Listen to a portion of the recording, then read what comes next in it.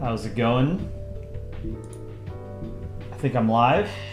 Let me know if you guys can hear me. Playing some of Chicken Scuttle Monkey's music in the background. Polandball lo-fi beats to study to on our YouTube channel. I think we're gonna have a fun stream tonight. We're gonna do a couple things. You guys are gonna tell me what to draw. I owe a drawing to Penguin Empire. I don't know if he's in stream right now. And then, I don't know if you guys have heard, but tomorrow it's election day in the United States of America. And we will be voting on a new president. The entirety of the House of Representatives. 1/3 of the United States Senate. And then there are down ballot races all across the country in every state. So people are voting for, some states are voting for governor, some states are voting for their state legislatures, lots of local elections, ballot measures, and stuff like that. So tomorrow is a very big day. I voted yesterday, but Dick Rhino might join me in a few minutes before it's too late for him all the way over in communist Sweden. And we are going to discuss our predictions for tomorrow's elections. Predictions. What do we think is going to happen? Now, anyway, I'm going to draw Penguin Empire account. And then you guys can give me suggestions for what to draw on the canvas. Also, at some point, I do owe Anvita and a Cool Foxy a commissioned portrait. I will do that either sometime tonight or on Sunday. I won't be able to stream until Sunday at the earliest after today, because I am going to be traveling. So let's have fun today instead. But how is everybody's week so far? Monday. So Penguin Empire account. I like your custom flag. I like how it has a penguin in the middle. Good week. Georgian SSR, you count as a European country, right? Yeah, I think I personally consider Georgia, Azerbaijan, and Armenia as part of Europe. Europe itself is not really a continent, right? Like, it's a peninsula of a larger continent. Monday is good. I don't like Mondays. You like Mondays, you're crazy. Unless Monday is like your day off. Mondays are no fun. All right, let's do this line. Let's do blue.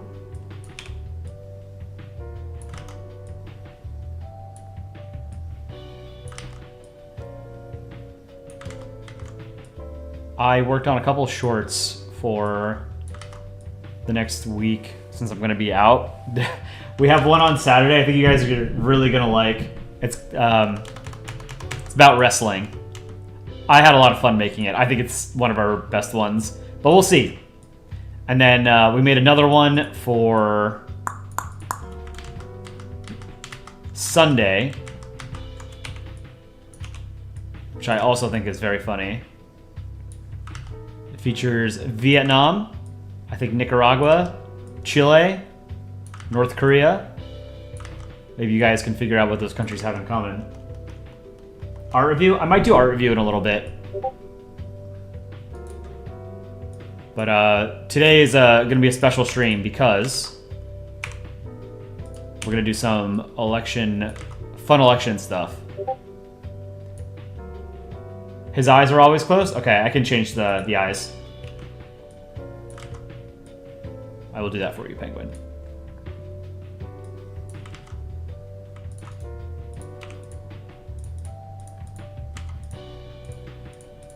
Actually, no, here, let's do this.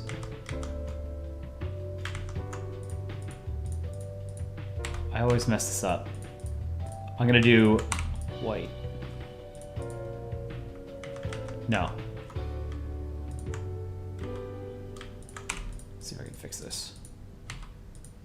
There we go. Okay, now, I always make these crosses too thick. That's why I'm doing it this way.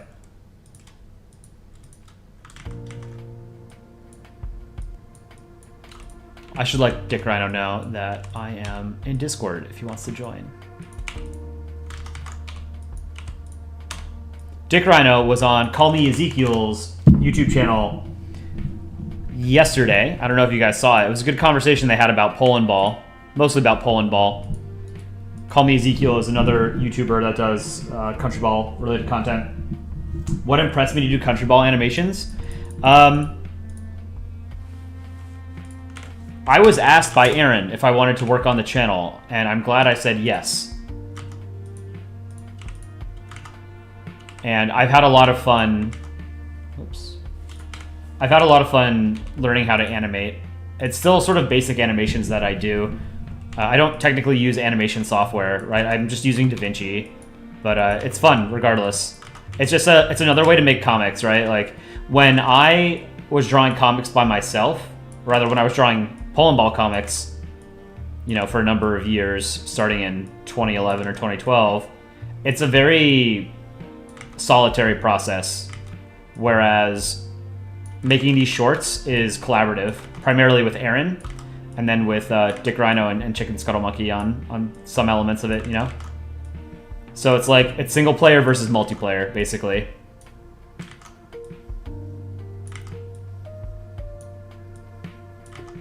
There, I like that eye. Here, let's do something like that. Okay, and then in the center you have a shield. Let's do that. I just messed up. Hold on.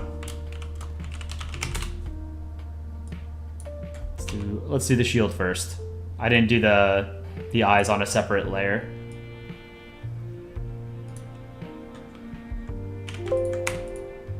And we've got the penguin.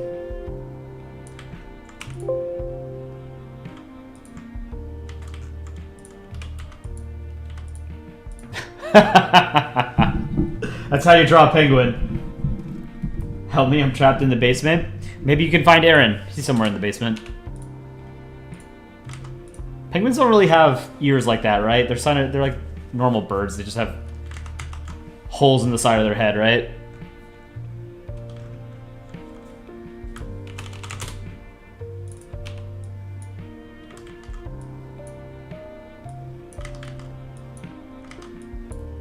How's my day going? It's all right. I didn't get enough sleep. I haven't been getting enough sleep for the past couple of weeks.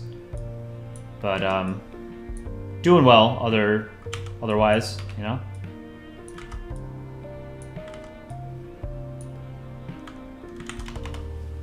Walter Prime, how's it going? It's a cool name. It's an iceberg with a penguin face? Oh, okay. This is not a good eye. This is not a good eye, mate.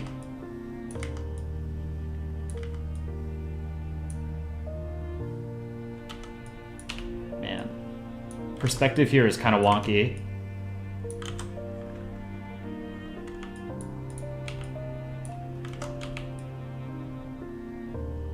Let's do that. I think that's all right. Here, let's merge this. Delete this. Let's give it a shadow. Actually, I want to draw one of those penguins. That one German friend, what do I use to make drawings? I use Photoshop. Photoshop is not free. However, there are a lot of good alternative programs. Like a number of people here use GIMP, G-I-M-P, which is probably the closest to Photoshop of any free drawing software. So I would recommend GIMP. I know Aaron and Dick Rhino use that. You can use MS Paint. You can use Ibis Paint. You can use... what's that other one that I always mention? Paint.net. Flip-a-Clip. Yeah, Flip-a-Clip is used for simple animations as well. Penguin Empire. Do you have... Oh, here's the penguin. Okay. Thank you. We're gonna draw a penguin with Penguin Empire. I promised him like 2 or 3 streams ago to draw him, and I forgot to do it. So that's why we're doing it first, and then you guys will tell me what to draw. Got a penguin here. These are good penguins.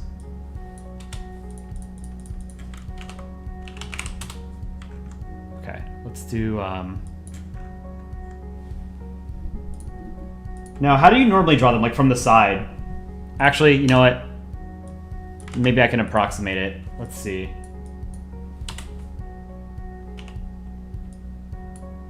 I still have Ohio here. Whatever. What's your favorite country? Like food and everything? I don't have a favorite country, but I do like whoops. Favorite cuisine? That's a good question. I really like Indian food.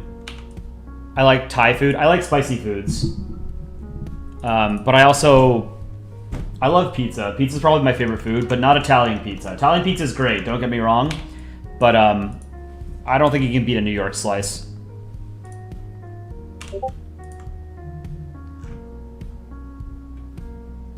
Oh, I see how you did it. Okay. Thank you, Penguin.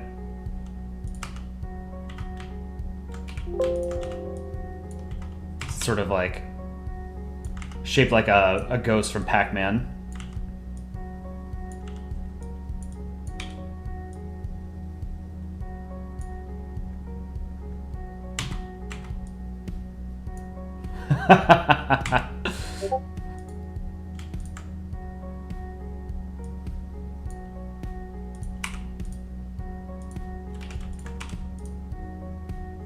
This is coming along well. I really like this. Let's do 1 pixel for the belly.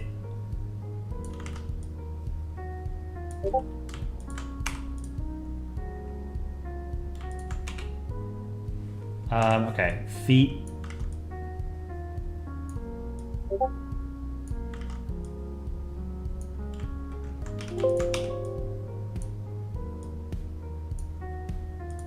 Maybe something like that.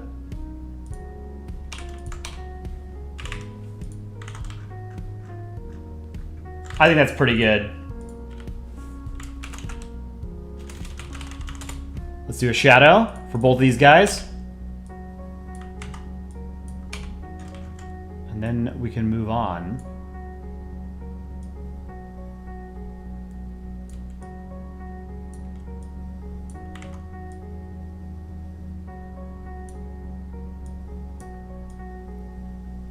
Damn, Chicken Scuttle Monkey absolutely cooked with this track. I love this track. This is so good. Okay.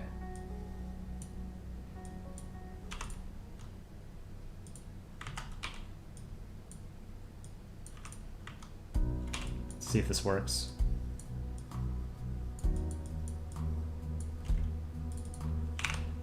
I normally do 45% opacity. Too much over here. Let's fix this.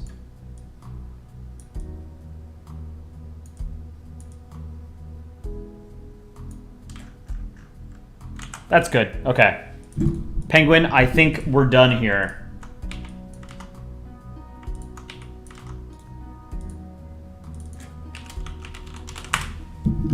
All right. Let's add some text. I think it's 15-point font. Medium. Penguin Empire. Whoops. Hope you like it. If not, that's on you, not on me. Very cool. You like the penguin drawing? It's cute. Yeah, this is how Penguin Empire draws penguins. I think it's a really good way of doing it. All right. What am I drawing next?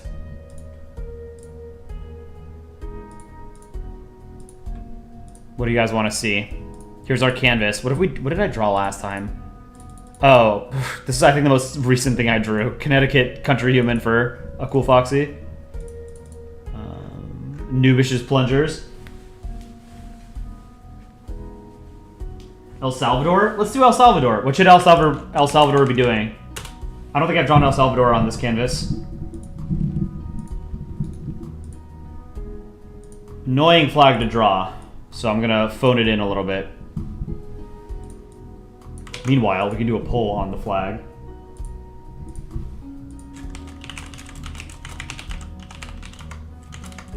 What do you guys think? I think the seal is way too busy, but it's not the worst flag. I'd probably give this a C, personally. I like the colors. I like this shade of blue.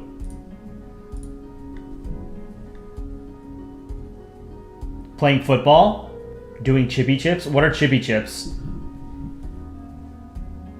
Here, I'm gonna let Dick Reno know that I'm streaming.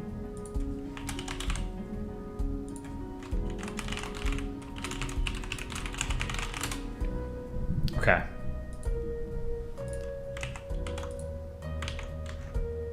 Let's draw El Salvador down here. Still undecided as to what he's going to be doing. Chippy chips or moles in the ceiling?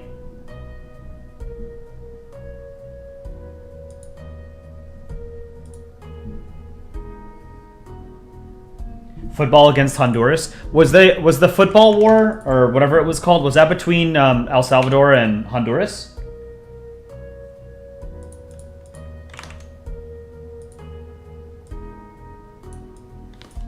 It was? Okay, yeah, that's a good idea. Let's do that. Let's do Honduras and El Salvador.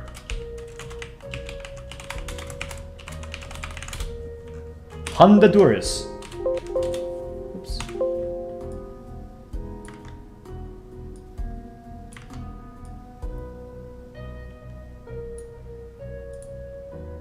Then how did Aaron draw the this? Okay. Damn, Aaron is an excellent cartoonist. It sounds weird to say, because Aaron is not underrated, but as an artist, I think he's underrated.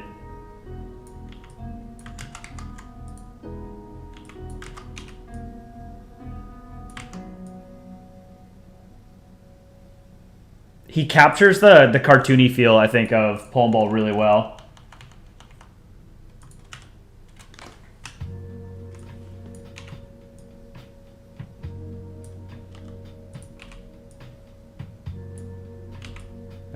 Okay, so it'll be El Salvador, and then let me get the Honduran flag.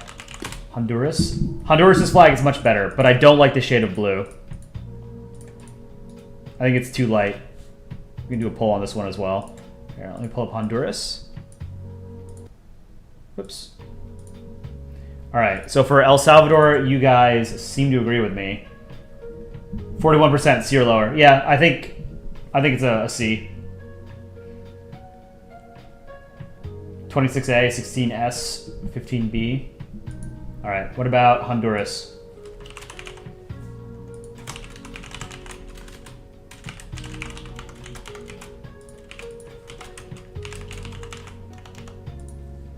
Here's the flag of Honduras.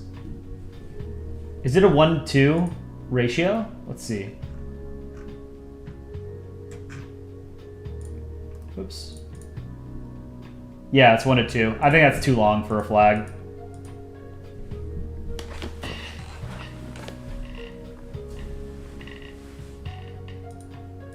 Whoops.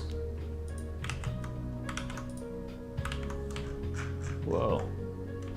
I personally would say that Honduras is probably a low to mid B. I think it would be a lot cooler if it had this shade of blue, the darker shade from El Salvador.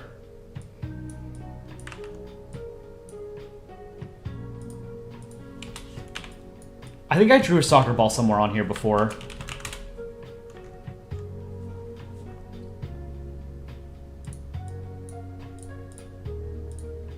All right, Honduras, we will give... Let's do 2 pixels for the eyes. We'll give Honduras a knife or something.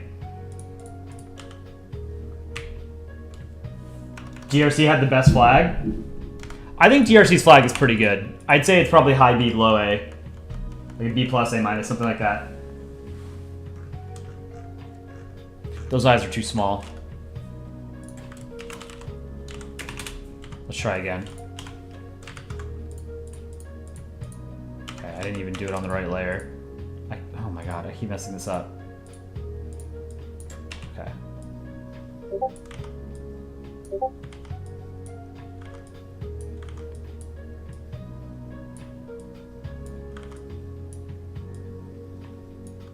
That's too big. All right. I forgot to post Dragon's winning contest entry from yesterday. Oops. On our community tab. I will do that. And then after stream, I'll also announce the new contest. It'll be in 2 weeks. Oh, we have a Botswana. A short about Botswana in the queue as well. That one, I think, is going to be on Friday. Okay, these are much better eyes. All right, underneath Honduras.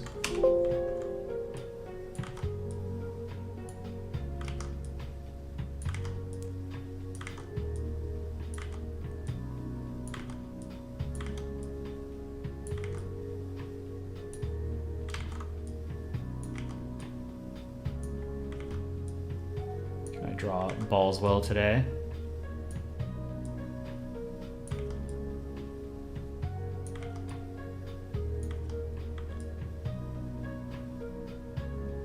That's not great. Hold on.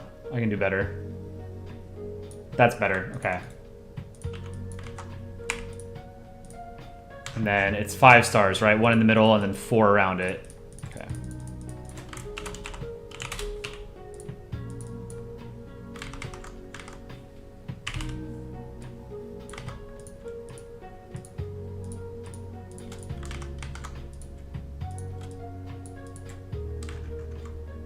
Duplicate. It's okay to copy and paste some stars.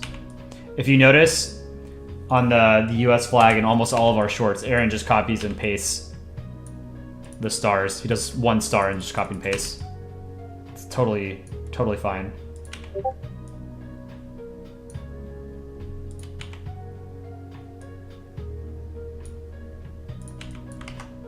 And 1 more. Over here.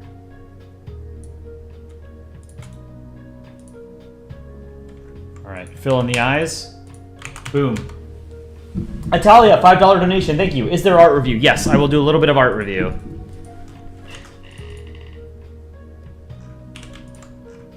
We will do art review today. We're going to do a little bit of everything. Once Dick Rhino is here, we're going to do some electoral predictions. And then we can probably do some art review after that. I also want to take the opportunity to explain how U.S. elections work to people in chat, many of whom are not American. I think that will be fun. We have a strange system. Where was Brazil? Here. Okay, the eyes.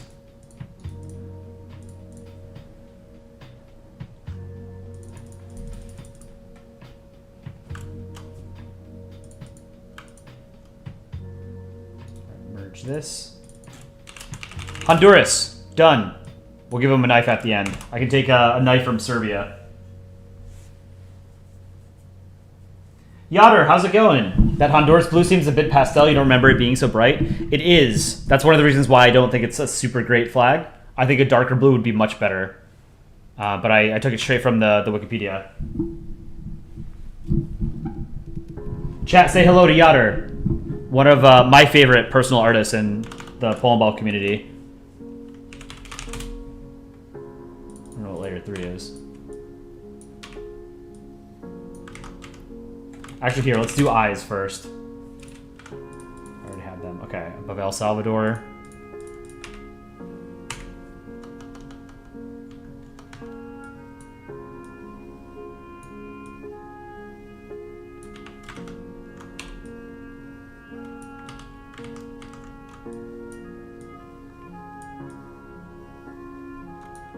That's a bad eye.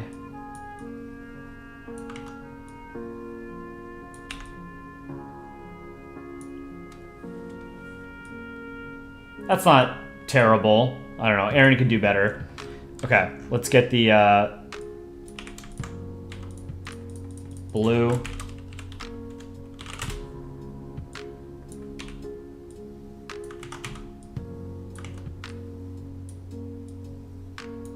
Pull the eyes down a bit.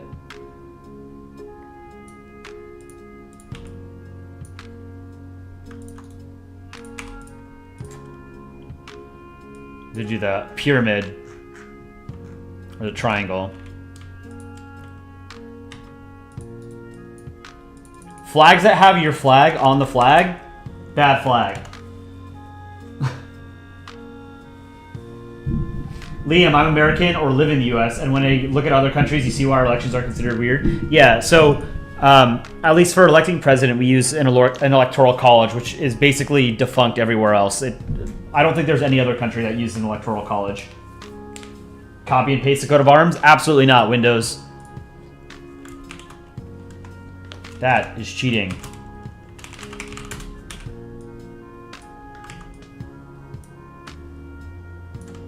Then I'm just going to approximate writing instead of actually writing. And then what else? What else is on the flag? We've got some ocean, some land, and some white sky.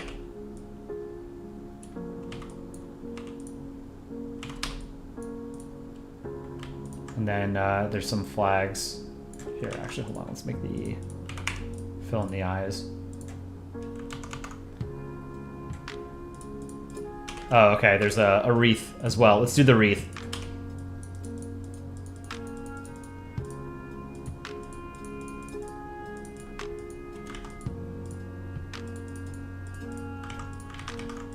But there's definitely a lot of strange electoral systems outside of the U.S. too. Why doesn't the United States have a parliamentary system? Wouldn't that make more sense? Also, what are your thoughts on parliaments? We don't have a parliamentary system because the American founding fathers deliberately created a system of government that was significantly different from Britain's. They didn't want...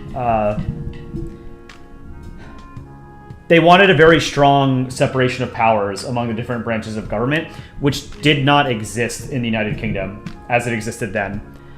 The UK has changed, right? It's evolved a lot more over, the past couple centuries. But the UK has never had a strong separation of powers. There was something called the, what was it? The,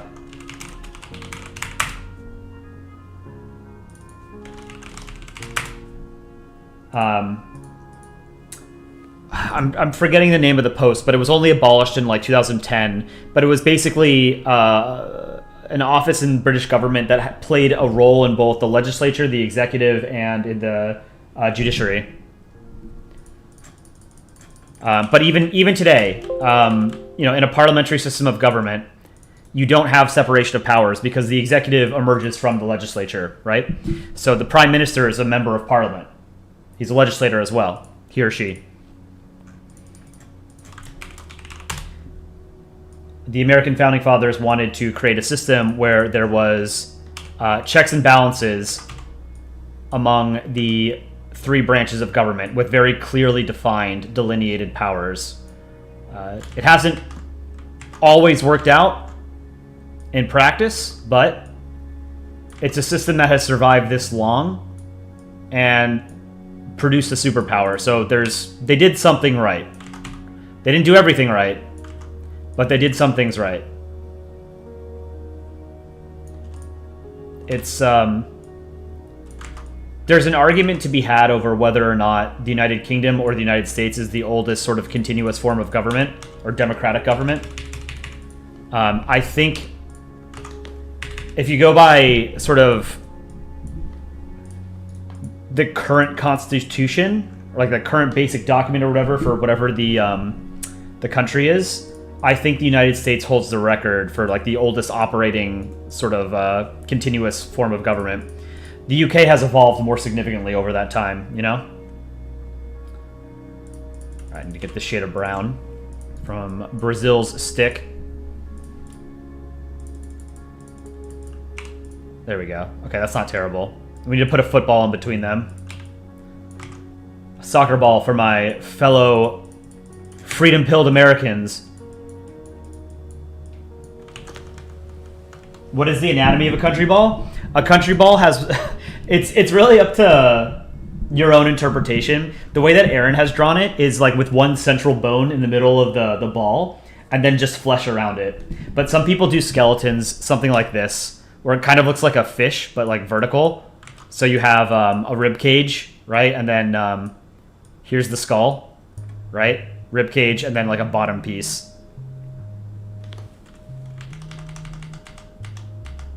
But the way Aaron draws it, there's just a central bone. If you go watch the barbershop short, that has what's it called? A cross section of, who was it? Was it Costa Rica that we cut it? No, it was Panama that we cut in half.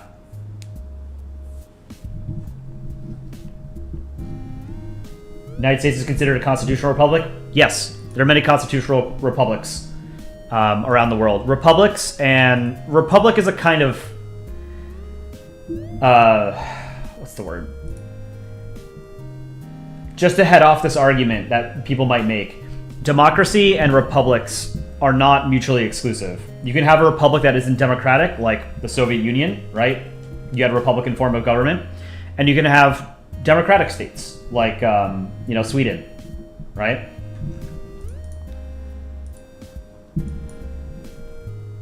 And then you can have the Democratic People's Republic of Korea, which is none of those things. It is Korea, but it's not democratic, and it's not certainly not a People's Republic. All right, I need to find a knife. What was that short I did with Serbia? Polandball. Polandball Part 1. Here it is. Okay.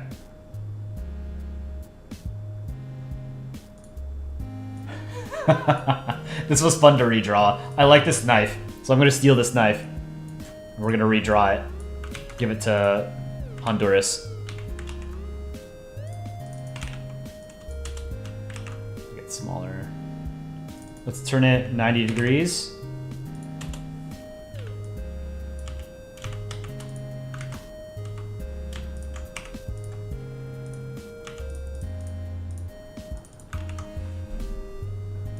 Am I going to redraw it? Maybe I should just give it to him.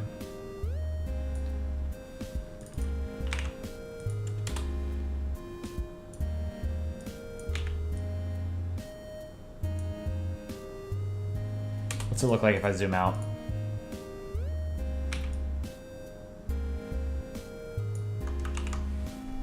Let's turn it 45 degrees. Minus 45. Minus 75. Let's do that. And then let's put it behind Honduras. We have to fill Honduras in with white.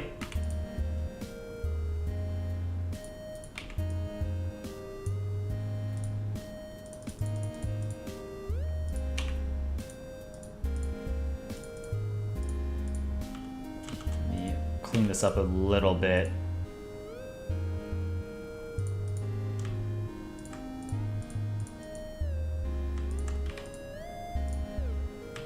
I also think San Marino is up there for like oldest continually existing government, but I don't think San Marino was terribly democratic for a long time. You know, most states weren't. Have I seen the Harris versus Trump rap battle? If not, can I react to it? If you've seen it, thoughts? I have not. Is it, what, Epic Rap Battles of History? Is it that channel? I've never been a huge fan. Like, it's definitely, they've got a lot of talent making all those things, but I don't think that kind of content is for me. Which is fine.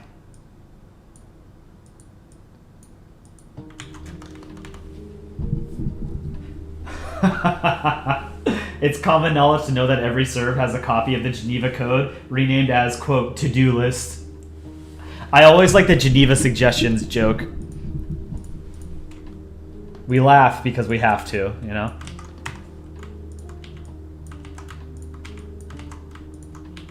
Okay. Now we give them a soccer ball. I wouldn't want to bring a stick or a bat. Well, I don't know. If you're in a knife fight, would you want to have a baseball bat or something? You've got longer reach with a baseball bat, right? Here, let's add a soccer ball. I think I drew a soccer ball somewhere up here. Didn't I? Do you guys remember if I drew a soccer ball anywhere on this canvas? I might not have. Maybe on the portrait.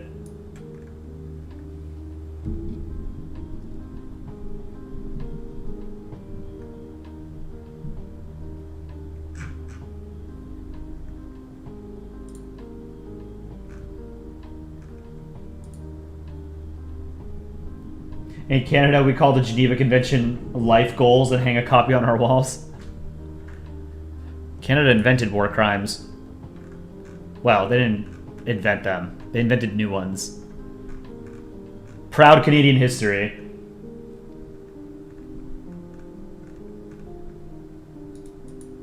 Let's see. I don't think I've drawn a soccer ball here.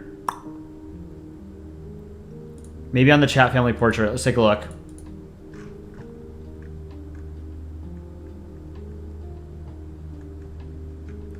I don't think so. Okay.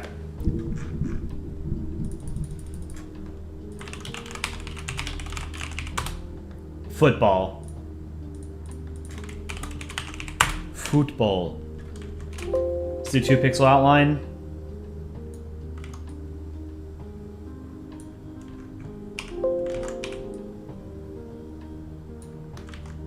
Can I draw a good ball? Yes. Okay, that's pretty good. I like it.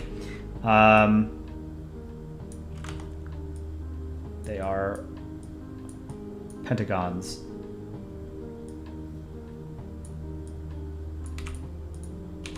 One over here. One over here.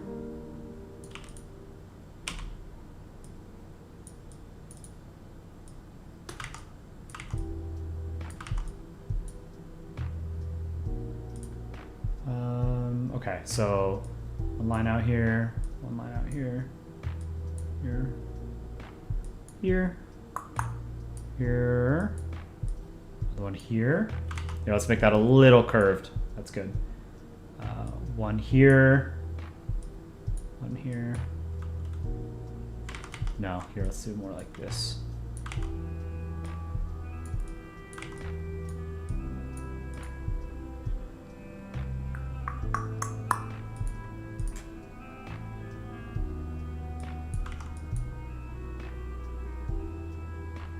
One down here, one up here, one there.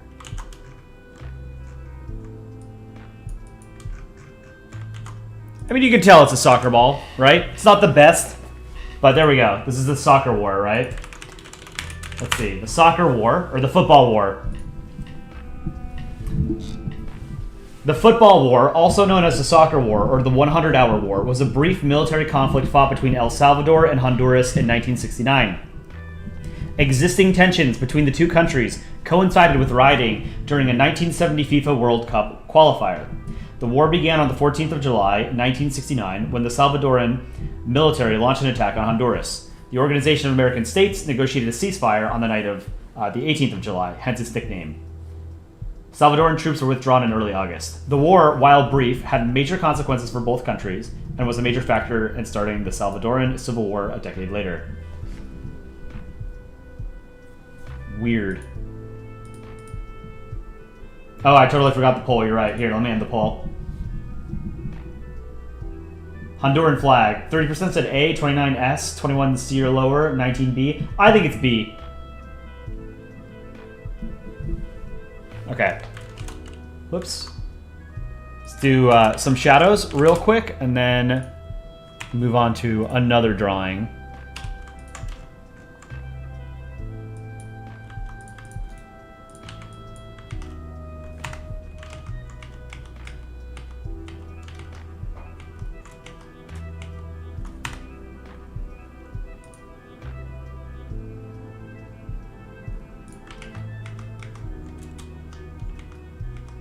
Okay. Shadow.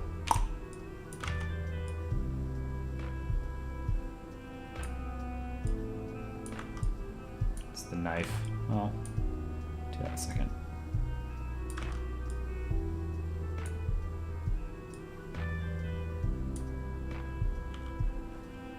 I don't like how I did the shadow over here. We're gonna fix it.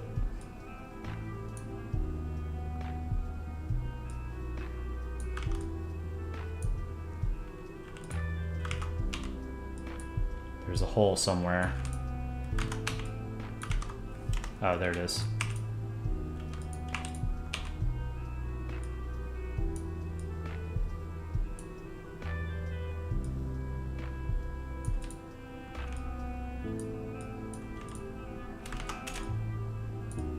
Okay.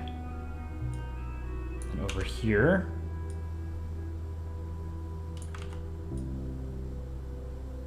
It's amazing how many things that I've incorporated into my art now that I have so many of Aaron's art assets. We'll do art review in a little bit. I want to draw a little bit. I don't get too much time to draw anymore because I'm always doing stuff for the channel, you know? Streaming is basically the only time I get to draw. Alright, let's see what this looks like.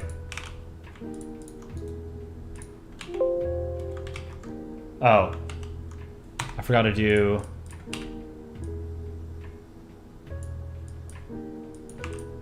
There we go. I like that.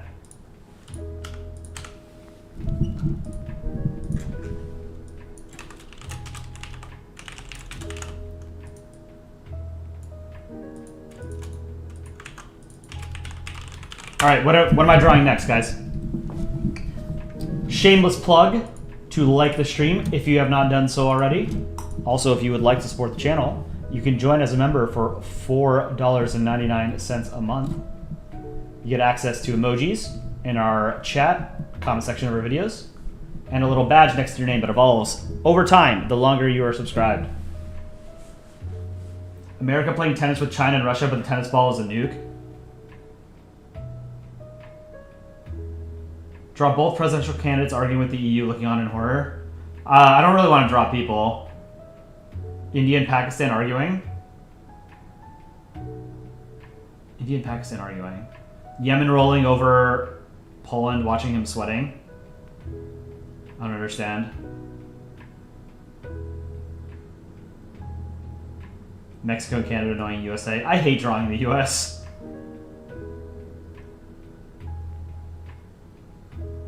Beaver eating Canada. I like that idea. Let's do like a giant beaver eating Canada. Okay. History if it was good. Can you imagine a world with no Canada?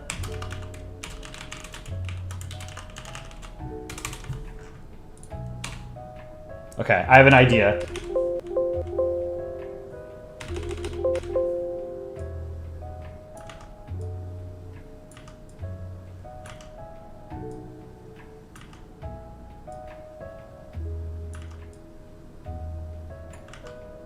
I can draw a beaver's head properly. Okay, that's gonna be our beaver. Let's do the face.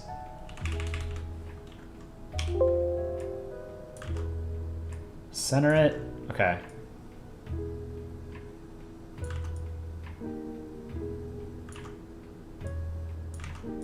Draw a nose.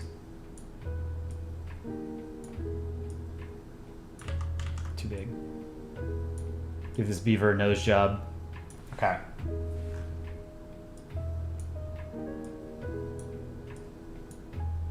Big ass buck teeth.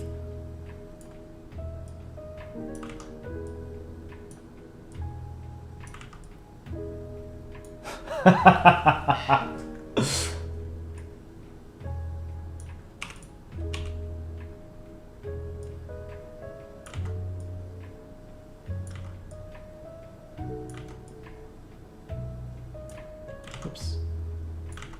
I want to make the eye a little bit taller than it is wide. Okay, we're gonna delete this one. Copy this one, move it over here. Now.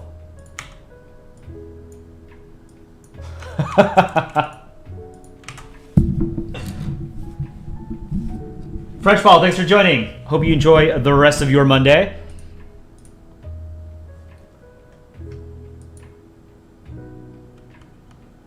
Oh, I think that that position that I was talking about in the British government, I think was Lord Chancellor. Lord Chancellor was a position in the British government that until 2005 had a role in basically the legislative, executive, and judicial branch. One person. So there's really no separation of powers in the way that there is in the United States in a parliamentary system. Parliamentary systems of government, going back to what you guys had asked. I like direct elections of executives. I don't like the indirect election of a prime minister. So I think parliamentary systems have some strengths, but I don't like the fact that it's basically not up to the electorate to decide who is effectively the most powerful person in the country. I think it should be a straight up direct election. Beamer Dude, howdy. How's it going? One of my more controversial opinions, I never see discussed, is I would like to see what a country would look like with a randomized legislature. A form of sortition, rather than having elected legislators. I think by removing... one of the biggest problems with sort of electoral politics is that you have personal ambition getting in the way of sort of the necessity of governance, right? So doing what is politically expedient or electorally convenient is not necessarily what's best for society, right? So I think by removing the sort of... the only way to remove sort of ambition from legislators is to make it so that you can't actually apply for the position. You can't run for it. It's just your name is picked out of a hat. And obviously you should be allowed to reject the position if you don't want to do the job. That should be totally allowed. Okay, this one's too small. But sortition in legislatures was something that I would think was done for a brief time in Athenian democracy and back in ancient Greece. I would like to see what it would look like in the modern world, but I'm still of the opinion that we need directly elected executives.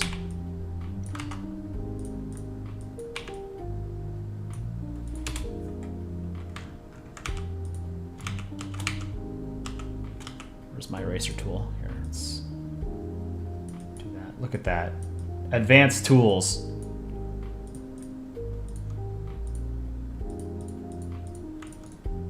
This is the beaver. Okay. Now, beaver is brown.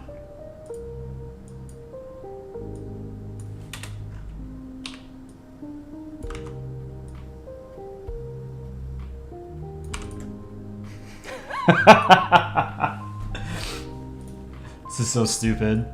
I love it.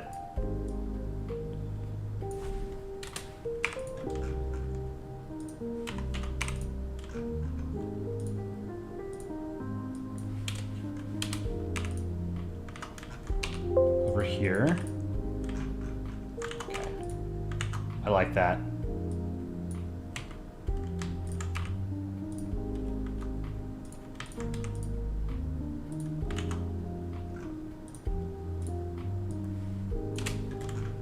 And then the teeth.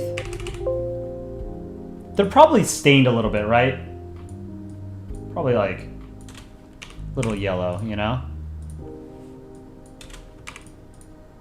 And then let's get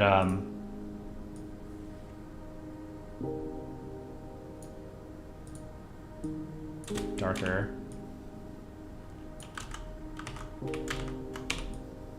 Something like this.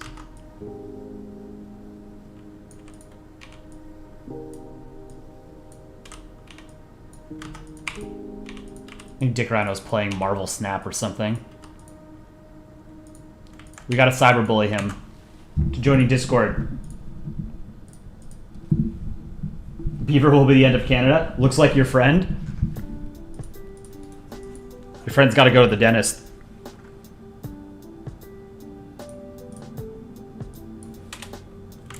Alright, now we draw Canada.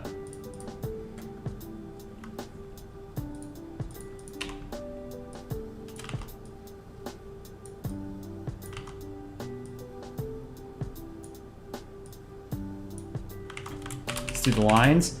I've drawn Canada quite a bit. Let's get the red here. People always request me drawing Canada with maple syrup. Have I played Doki Doki Autocracy Club? I have not, Yader. Should I play that on stream? I think it was Yader made a game, a Polandball game, called Doki Doki Autocracy Club. If he's okay with it, maybe I can play it on stream. Then you guys can check it out. I know Chicken Scuttle Monkey did music for it. That'd be a good thing to promote, I think. Sure, you're okay with it? All right, yeah, we can do that too. Interesting stream tonight. Cover a lot of bases.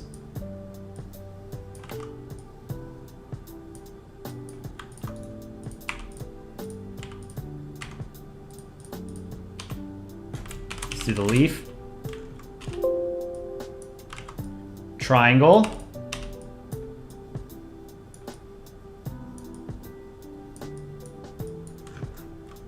There you go. Let's do the eyes.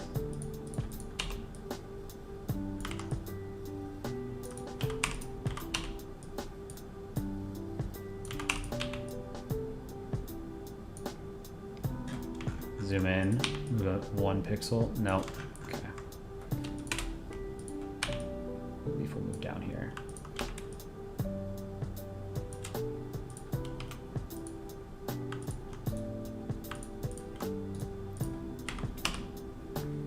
Some stress marks.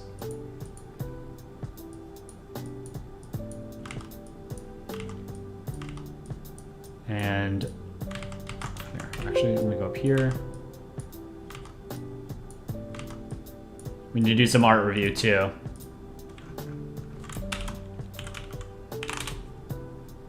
Actually, here, instead of that, whoops. I don't like that. Let's do, we'll do sweat beads instead. So Aaron does sweat.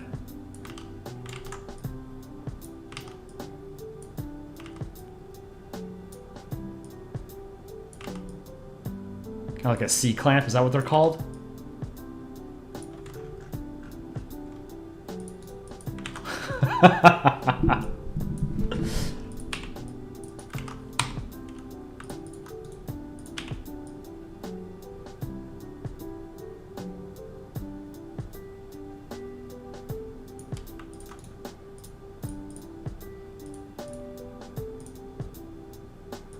Let's do a shadow sort of here.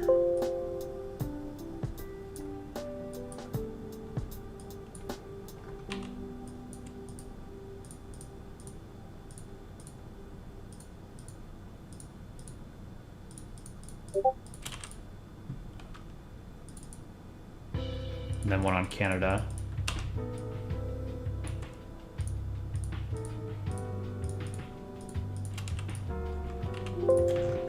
Okay.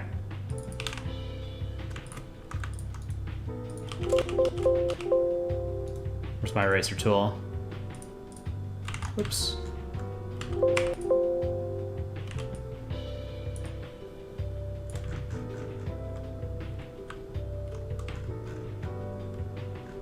And here's what we're gonna do. We're going to erase over this part of Canada.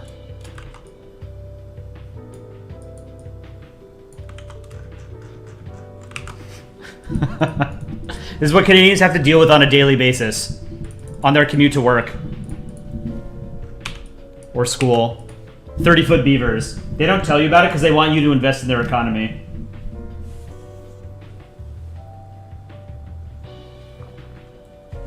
All right, let's draw one more thing, and then I'll do art review, and then we'll play Yachter's game, the Doki Doki Autocracy. What was it called? Doki Doki Autocracy? Let me see.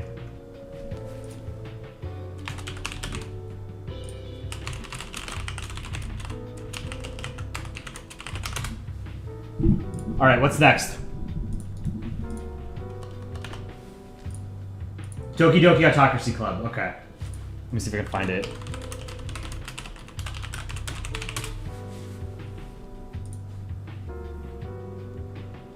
I've got it. Okay, cool. Oh yeah, okay, you posted it in the Polandball sub 8 days ago. That'll be fun to play. Happy Finland next to sad Afghanistan. People request Afghanistan a lot. I wonder why. I've drawn Afghanistan a few times. Here's one. Not the best Afghanistan. I did another Afghanistan somewhere, and I actually spent time on it. Do you guys remember where it was? Oh, I think it was this one. I just traced the writing on it. North Korea barking at the South on a leash. Who, okay, GS stop motions. Who's holding the leash? Is it China?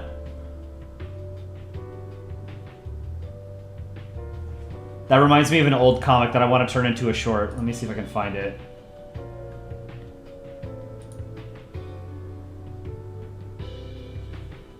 Okay, China with North Korea on a leash. Where is that comic? I think I've shown it on stream before. This is one of my favorite comics of mine. It's ripe for a repost, I think. I haven't posted anything on the sub in a couple of weeks. Where is it?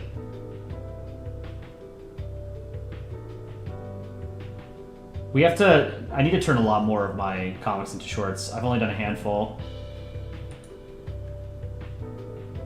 What was it called?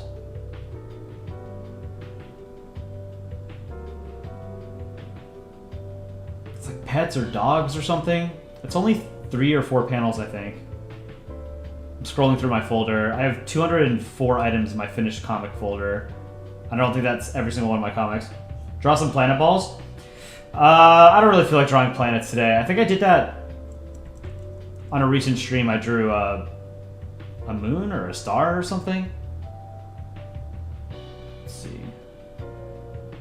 Here it is. Man's Best Friend. This is an old comic.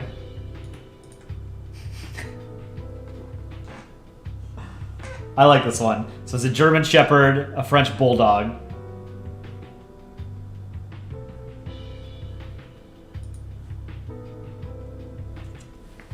This would be a good short. I've seen edits of this around the internet. I just wanted to see how I did the leash. Okay. All right. North Korea.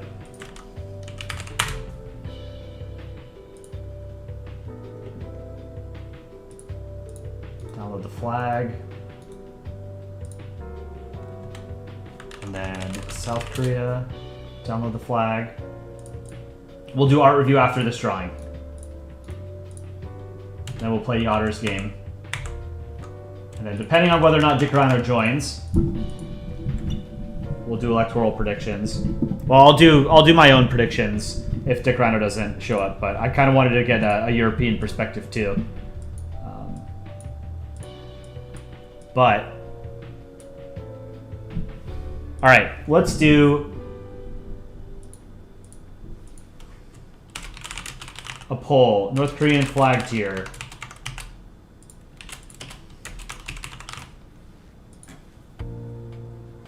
Remember, dear leader is watching.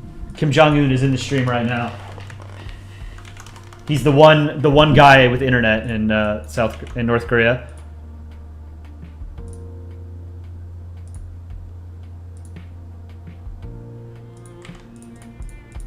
Daddy Kim.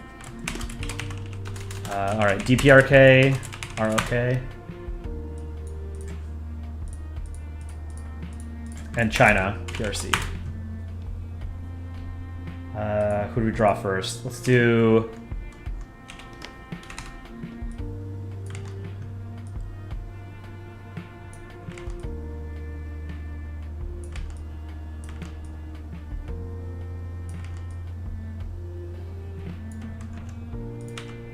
North Korea first.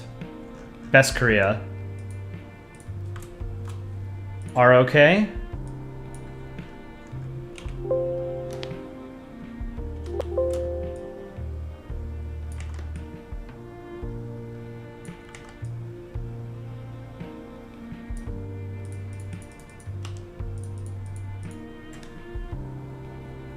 Electoral predictions? Yeah, we'll get to them in a little bit.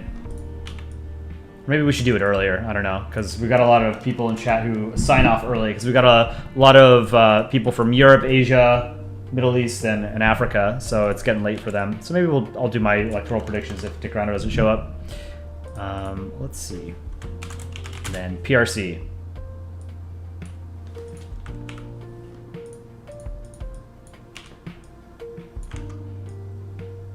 China big.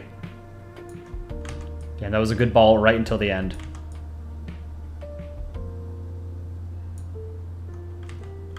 You know what? I can work with this. That's good enough. I like China's flag. I think it's an S tier flag.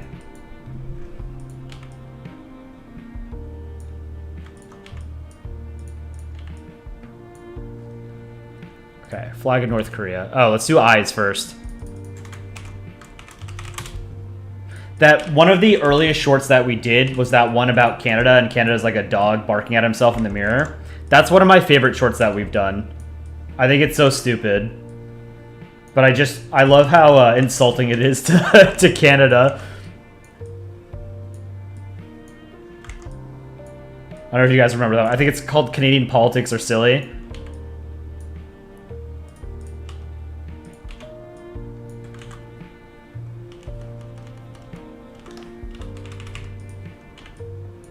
Okay, let's fill these in. A Sigma Chicon. What am I using to draw right now? I use Photoshop. There are free alternatives out there if you are interested in drawing, and I highly suggest all of you make digital drawings because it's super fun and it's super easy. GIMP is a great free program that is very similar to Photoshop. GIMP. There's also IBIS Paint, Paint.net, and good old MS Paint. Froglord, how's it going?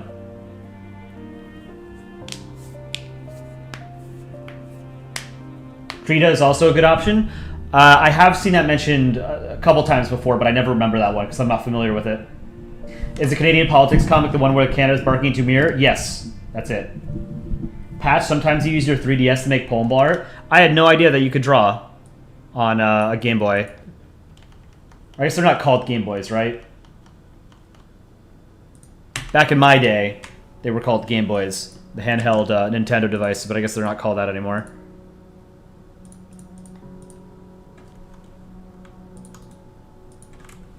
I had a Game Boy Color, teal. I had Pokemon Blue, Pokemon Yellow, I had Tony Hawk, I had Mario Tennis. Mario Tennis on Game Boy was a great game.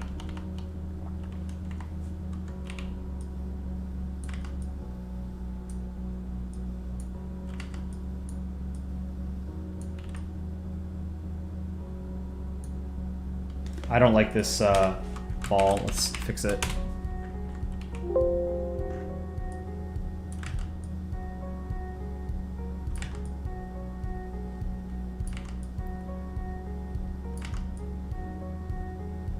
Maybe I should get GIMP. I don't know. Maybe just get a new version of Photoshop. I've been using this version of Photoshop for 10 years. 9 years.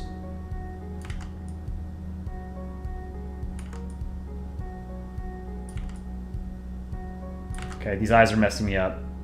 Let's hide them for a second.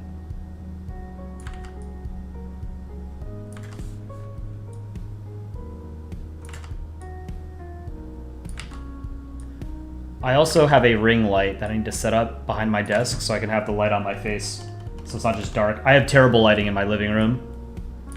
There's no overhead lighting. I just have a lamp like way back there. It wouldn't help.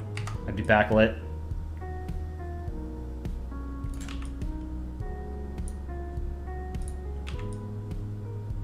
Okay, this, I can work with this. Let's fix this. Let's do a little bit of ball surgery. Top of the ball. Fix this.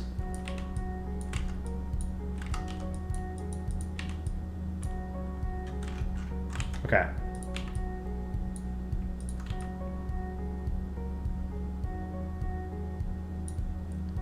I think this eye needs to come down just a tad.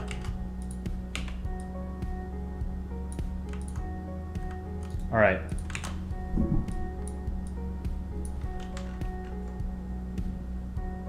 And then let's do... Okay, this was ROK. Let's do eyes for China.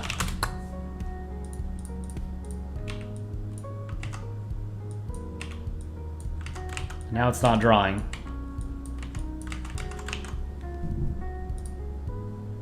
One second.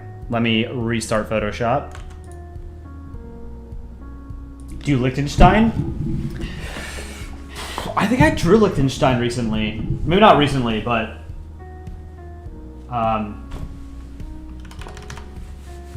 I think I've drawn Liechtenstein. Pull up canvas. Alright, we're back. Here they are. This is Fat Naru. Forgot about that. I like drawing the balls as fat characters. Never fails to make me smile seeing a fat ball.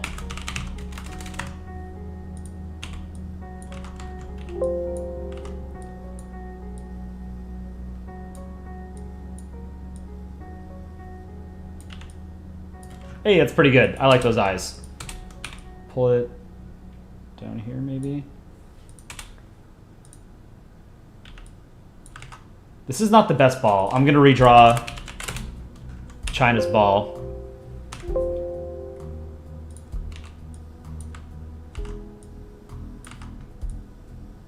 It's too big. That is not terrible. This is more of an Aaron ball. It's very ovular.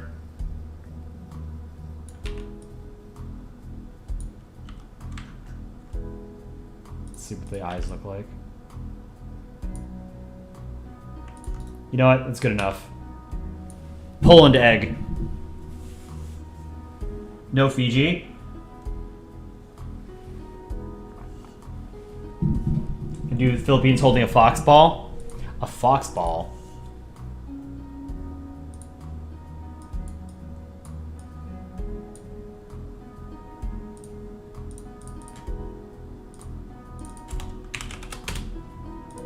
I don't know. I feel like I should fix this. It's too elongated.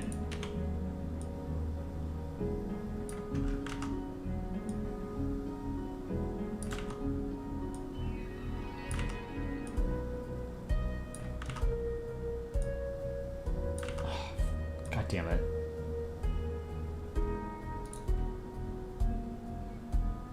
Maybe that's it.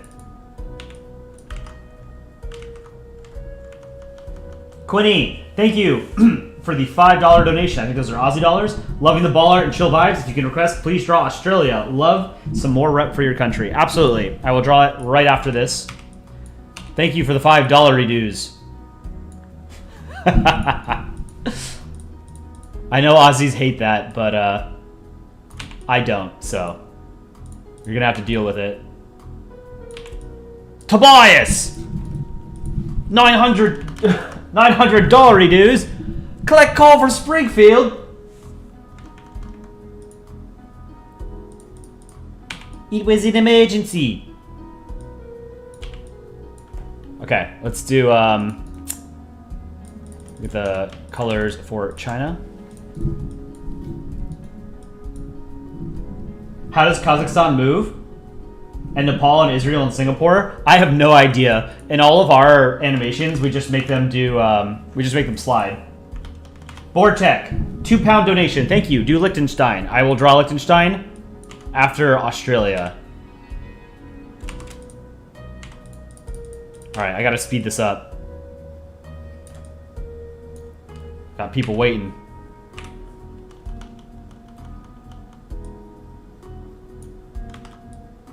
Draw the Vietnamese province of Quang Ninh.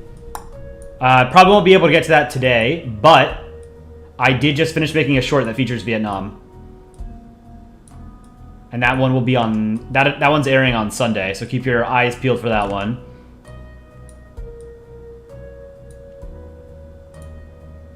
Aaron had great artwork for that.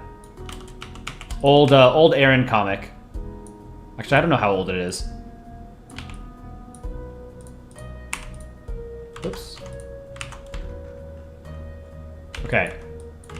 China's done. Let's do best Korea.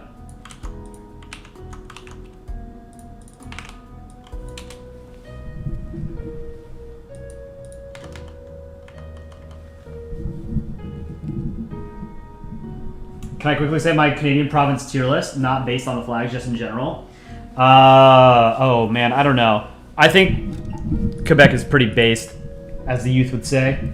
I like that they have their own sort of very distinct culture from the rest of Canada, and that they're very protective of it. It's very French, you know? I've never been to Quebec personally. I mean, my parents brought me when I was a kid, but I don't remember it. After that, I would probably say British Columbia. And then Ontario after that. And then I don't care about any of the other ones because they don't matter.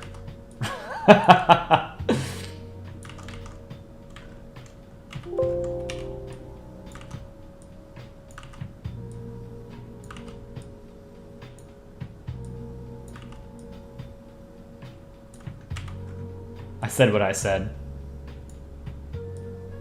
Just upset all 5 Canadians. Oh no.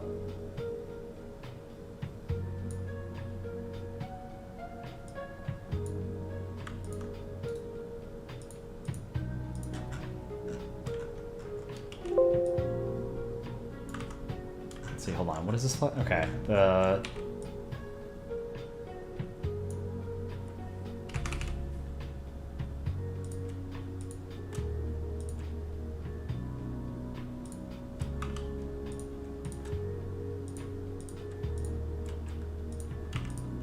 Whoops.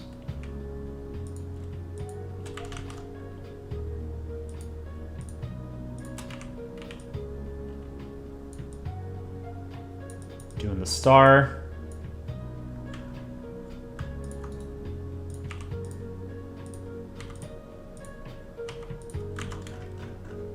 Not the best North Korean flag, but you know what?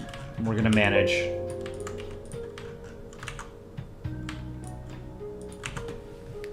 Now, let's end that poll on the North Korean flag. Interesting.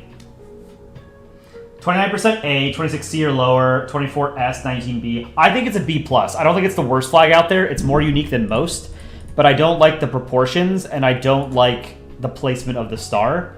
I'd rather it be centered and bigger, but I don't think it's a terrible flag. Interesting that a majority of you thought it was A or higher. Why is the Polish flag flipped? Great question, Floofy. The most common question we get. The original Polandball comic was made by a British user on a website called Crouchan back in 2009. And he made the first comic to make fun of a Polish user on Crouchan. And so he drew the flag of Poland upside down. We don't know if that was intentional or not, but it's funny. And it's been tradition ever since. So it's a 15-year-old rule. Believe it or not, we do know what the Polish flag looks like in reality.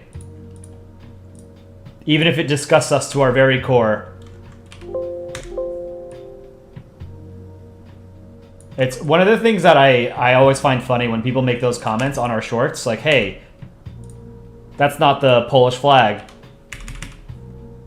All of our shorts are about geopolitics, history, different cultures and stuff. Like, what are the chances that we don't know what the actual flag of Poland looks like? Right?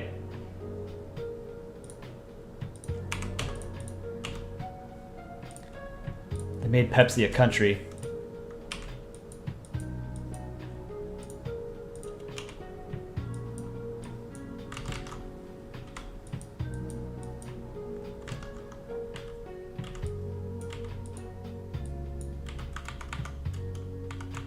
The Republic of Pepsi.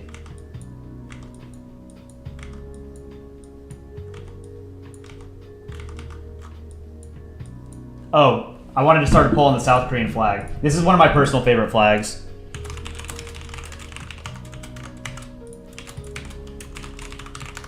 And we showed that flag of the Chosun Empire at one point. That was a banger of a flag. We'll show that as well.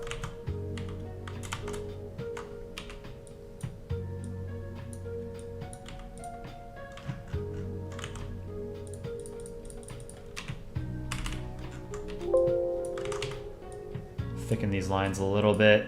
Not entirely 2 pixel, but enough to get the idea, you know? Okay.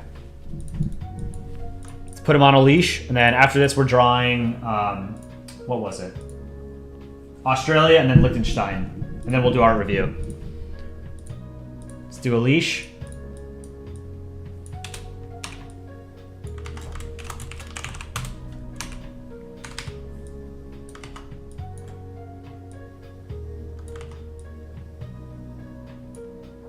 Give him a green collar.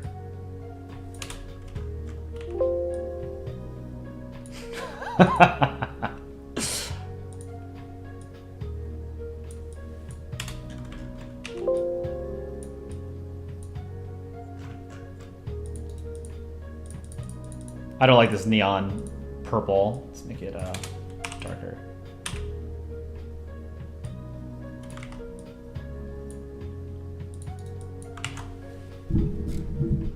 Okay.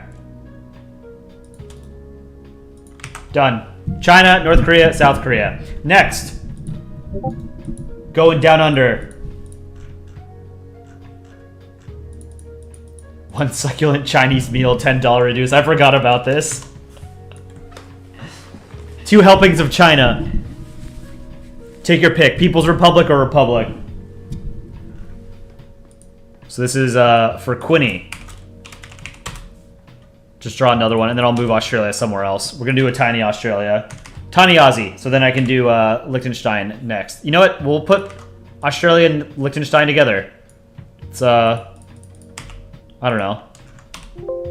An unlikely duo, so we'll put them together.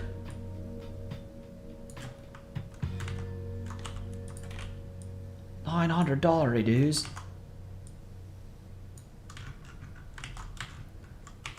I've said this before. I know that there are Aussies in chat. You guys have a garbage flag. I'm not afraid of saying it and repeating myself. It's bad. Change it. Get rid of the Union Jack.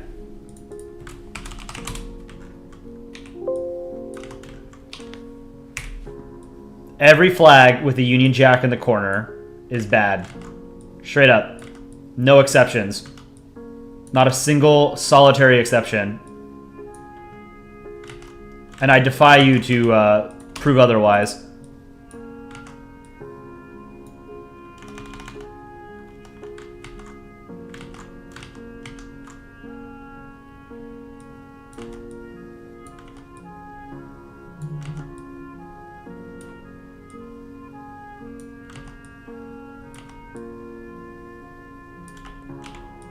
Okay, I like these eyes. Now, draw this flag. Oh god, I hate drawing this flag. The pain that you guys put me through when you asked me to draw Australia or New Zealand or Hawaii or Dominion of Canada, you know, oh god.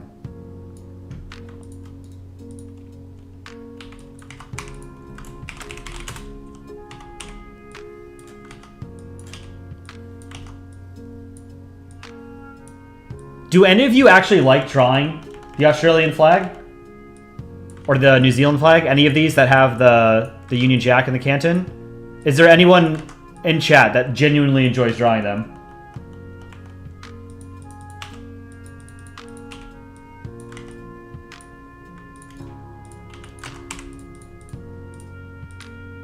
Made these too thick.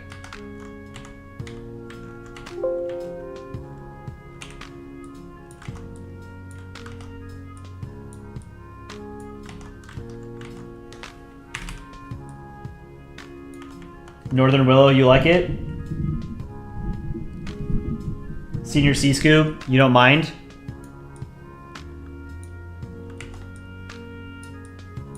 You guys are brave. I think it's a pain in the ass to draw. Trying something slightly different to make it a little bit easier for myself.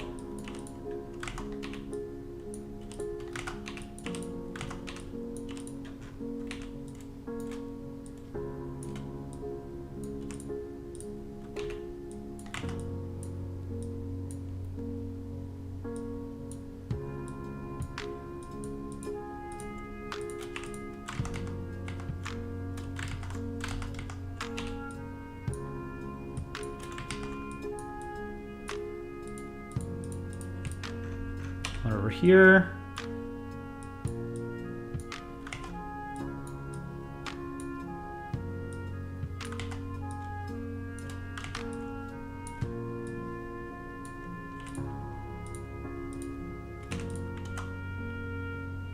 Okay, now I need to get a different color. Let's do green.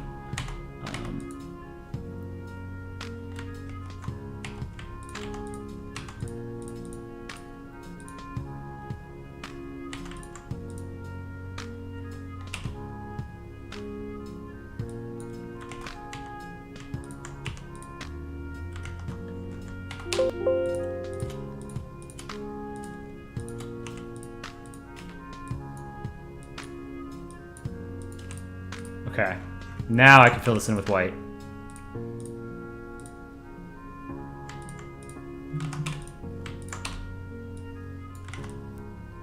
Aussie.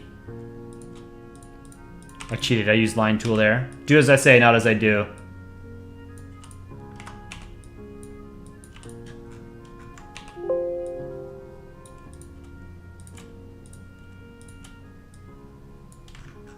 And then one over here.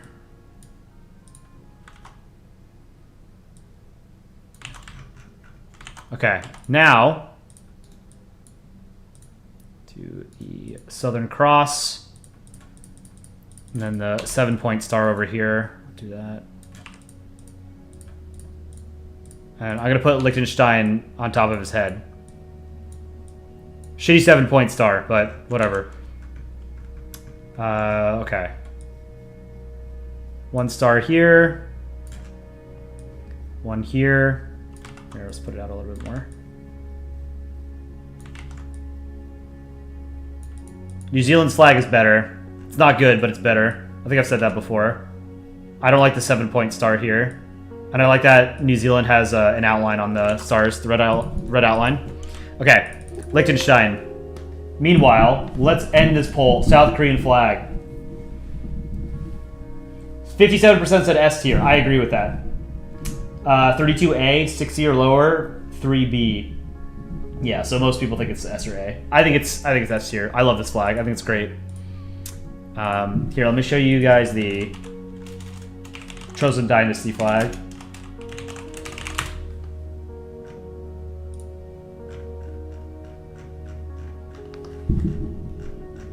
I forget who introduced this flag to me, but it was a couple months ago on stream. Korean chatter. Oh, this is cool. Hold on, we'll pull that up too.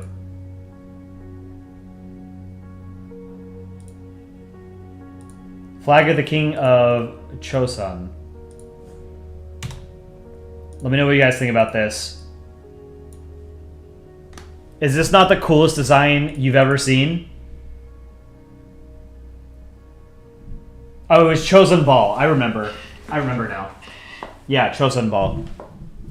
This is so cool. I love this so much. And then here, let me show you. I can't download this. Oh well. I think this is great. Looks very dangerous. I would get rid of the. I mean, this is the flag of. It's like this is the royal standard or whatever for the king. I think the flag itself, you don't have the black frill around it. You feel like you could get a paper cut on it? Yeah, this is like the easiest S tier of my life. What do you guys think? Do this poll real quick. I love this flag. I think it's amazing.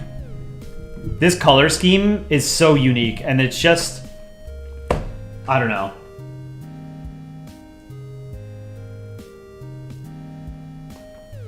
Smooth Brain, thank you for the $2 donation. Back just to say my pet rat loves Polandball. Hell yeah. What's your pet rat's name?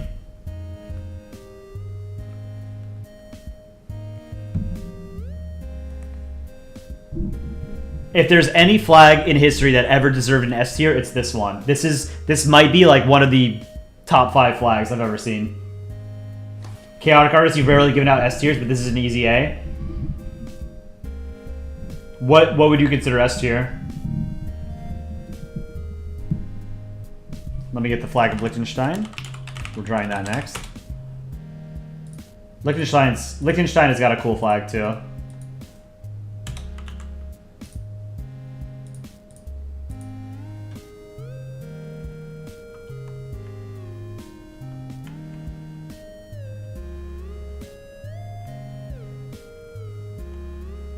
Liechtenstein is A tier. Liechtenstein isn't real. Changed my mind. I mean, I'm of the opinion that microstates aren't real states. San Marino, Liechtenstein, Andorra, they're not real states.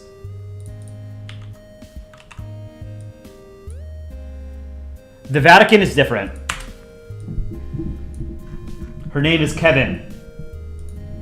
Female rat named Kevin. I like it. Thank you for the $2 donation, Smooth Brain. Rats are actually... They make good pets. A lot of people don't know that, but they're very intelligent animals. And they've got little hands. They can manipulate things, you know? Dogs can't really. Cats can't really. I've always wondered why we haven't domesticated raccoons. I think raccoons would be awesome pets.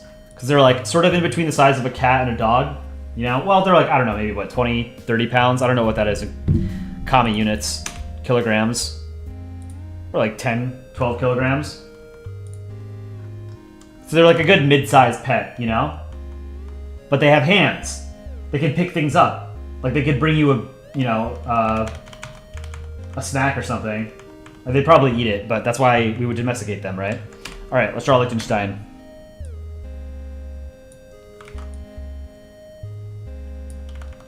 Vortec, £2 donation. What is the flag with green, white, and number 2? What do you mean? Green, white, and number 2. Green, white. Do you guys know what he's talking about? Vortec? That flag with green, white, and number 2. Do you mean Algeria? We have Algeria right here.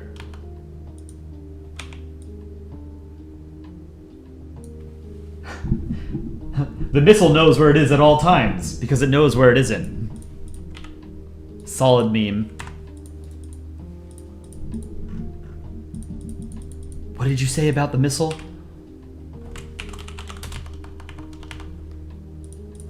Alright, we're gonna do art review after this. We've been waiting. And then I can do political predictions, and then we'll close out playing Yachter's game. Which you guys should also check out. I actually don't know what it's about. I saw the post, I didn't actually click the link.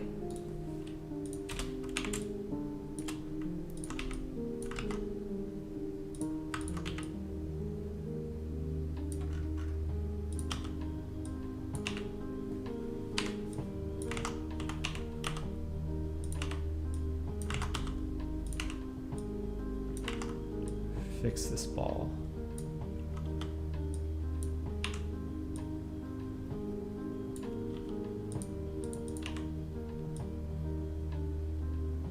Okay.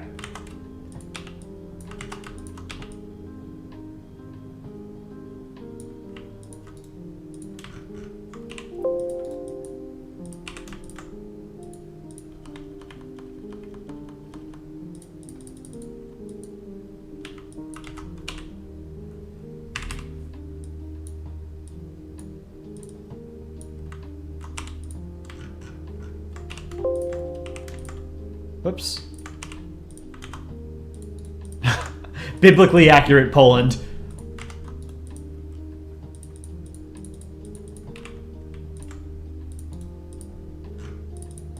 Add a crown.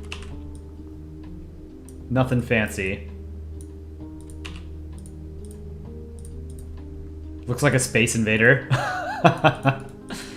Alright, there's our Liechtenstein. On top, oh, it's merged with Australia. Or Australia's eyes. Here. This is getting out of hand. Now there are 2 of them.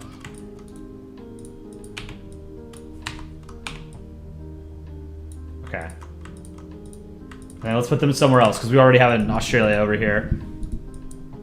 Beaver jump scare. There, what's over here? Where's their new home? Next to Poland. Okay. Quinny, thank you. Yeah, no worries. Thank you for the donation. We appreciate it. The flag with green, white, and number 2. I don't know. It looks like a green pool ball with 2, not Algeria. Oh, the alien ball? Isn't that a 6 ball?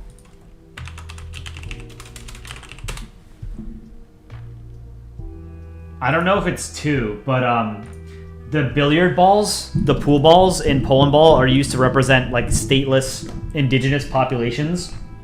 And the green one represents aliens.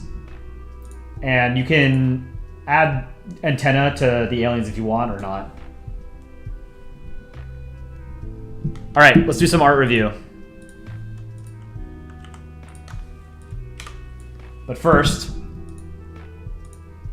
let's end the poll on this. 57% S tier, 26A, 11B, 4C or lower. I think the normal South Korean flag got a higher S and A than this. Oh well. Is 2-ball allowed here? Just curious. Yeah, the 2-ball is the which one is here?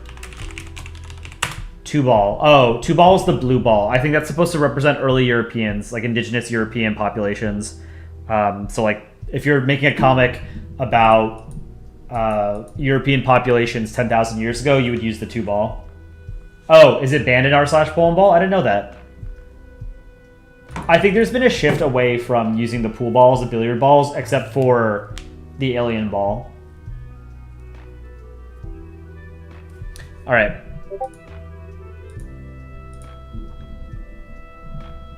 Let's do some art review. Here we go. Penguin Empire's got a couple things to show off. Let me download them.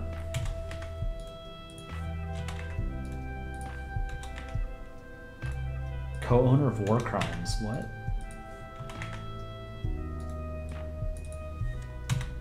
Okay. First, we have Suni by Penguin Empire, like the penguin. Also drew Marble Sphere, very cool. One of our great community moderators. Nautica is Penguin Empire. Oh, I like how he has like an AK. Penguin Empire, what does this say? Penguin Empire, co-owner of war crimes. Canada is the owner. Likes. War crimes, hugs, penguins, waddling. Dislikes, losing wars. Never happened before. People saying penguins are bad. Global warming, oil. Very cool. Penguin wall. We got here a colony of penguins here.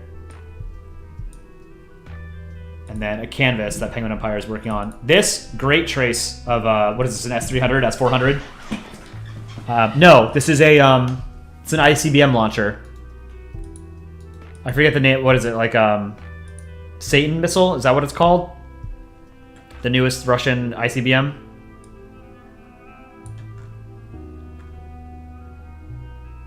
These are good.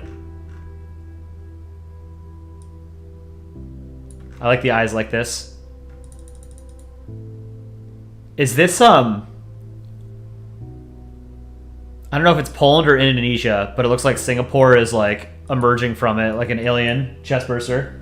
Sarmat/Satan. Okay, that's what it is, yeah. These are good, Penguin Empire. GS made cancer. Here. Terrifying. Absolutely terrifying.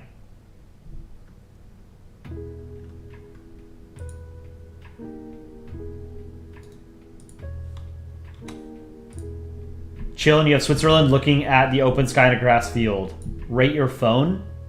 It won't let me. Hold on. Let me resave it as a PNG.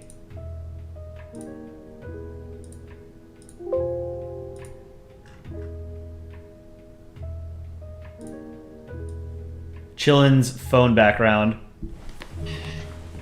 Damn, you guys watch streams on your phone?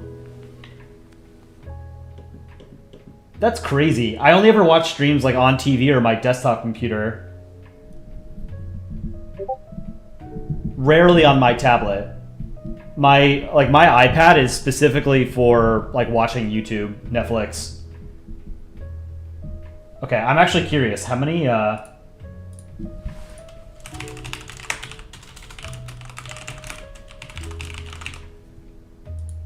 I never watch streams on my phone. I barely watch YouTube on my phone.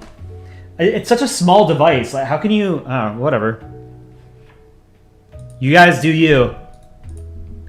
I like the color scheme. I like... I'm assuming this is an Android, right? Because it's all... No, it's not. Okay, it's an iPhone theme because you got the App Store here. I like the theme. It's cool. It's very... I like... what's it called? The like the very flat aesthetic. Early smartphone sort of design, the apps and stuff were all glossy and there was shadow behind them. I didn't like that. I like the flat colors. Very cool. Poland jump scare. This is biblically accurate, Poland. Okay. Chillin', Switzerland. Chillin' in a field. Good grass. French ball. Please show my Day of the Dead calendar panel, which you forgot to send onto r/Polandball art. Oh, you didn't make it in time for the calendar? This is cool. Great job on the masks.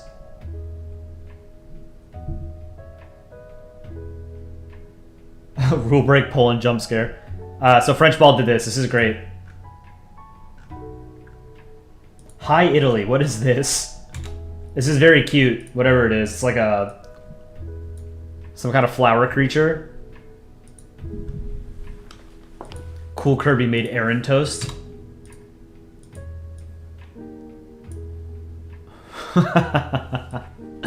Neapolitan Aaron toast.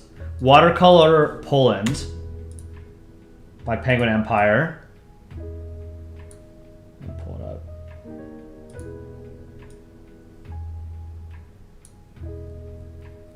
Very cool. I was never good at watercolor. I remember as a kid, my mom did a lot of watercolor drawings or paintings. I just never learned how to do it. Who drew this? This is, Pancake made this. Pretty old thing here. So I guess this is me working it's like a McDonald's ice cream machine or something, and it's making, or no, is it a coffee machine? And the coffee is the color of Aaron, or an ice cream machine, something like that. Lead. Aaron Factory. This is how we make Aaron. Based off of a GIF. Okay, yeah, I see the GIF now.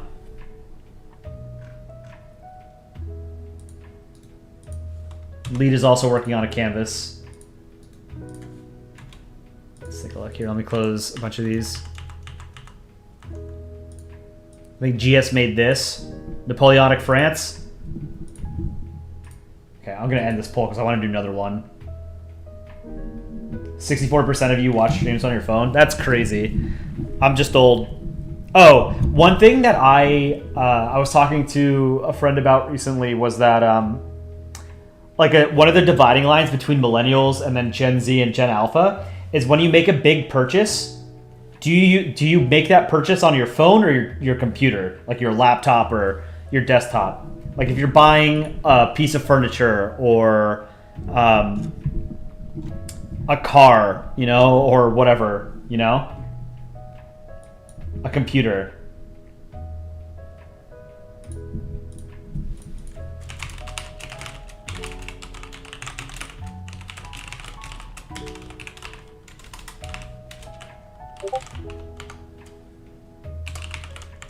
Okay, so I'm a millennial, so when I make a big purchase, I always have to be at my desktop computer.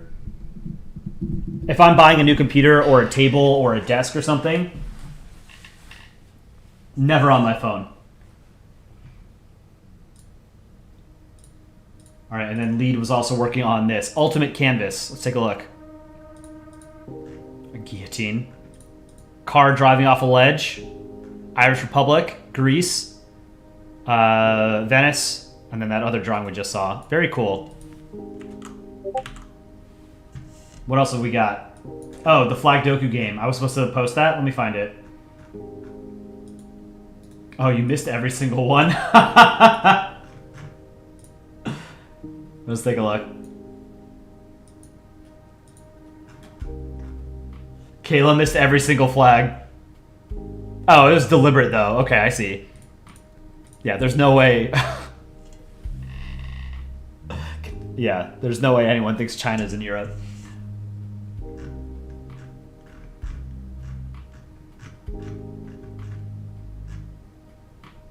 Frog Lord, fun fact of the day, 15. Let's take a look. Pull it up. Archaeologists have found evidence suggesting that the workers who built the pyramids, the Great Pyramids of Giza, were paid in beer. That's awesome. I would build a pyramid for beer.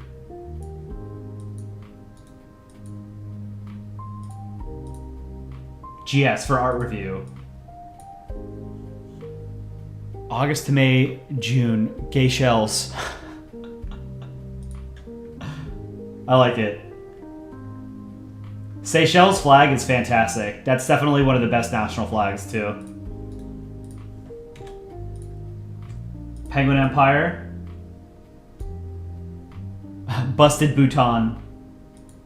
July Mations for art review. You can show on stream the return of Evil Taiwan. This was a good stream a number of months ago when I accidentally stumbled upon fascist Taiwan. I think I was, what was I doing?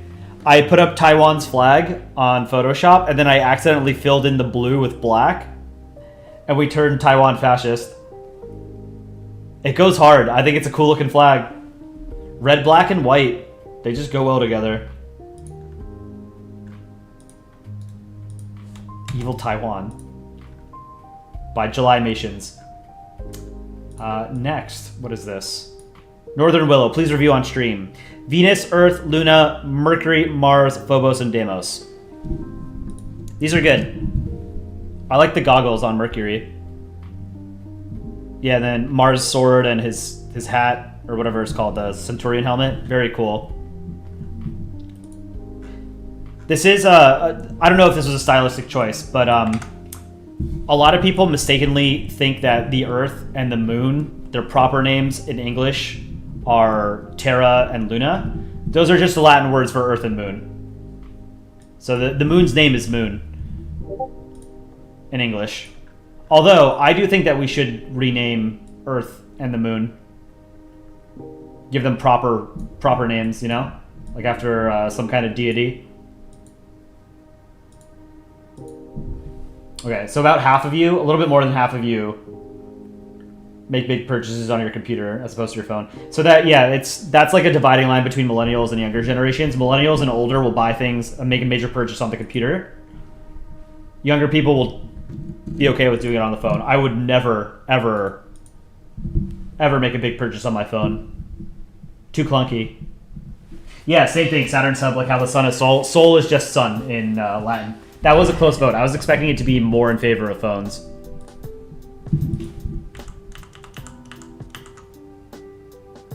What else we got? Chillin', to correct Poland. You're gonna start your own canvas soon. Okay, let's take a look at this map. I have to save it as a PNG. Save your images as PNGs. Not JPEGs. We hate JPEGs. The first rule of the Church of Polandball. We hate JPEGs. Here we go. This is the good timeline for Poland. All this, but no Latvia? Really? How does Estonia manage to go to escape?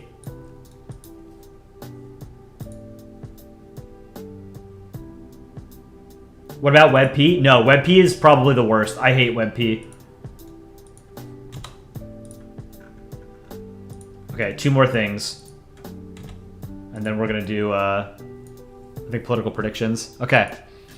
This is Italy. Updated canvas. This is super cool. I like this Cubone skull. Very well drawn cat girl, Italy.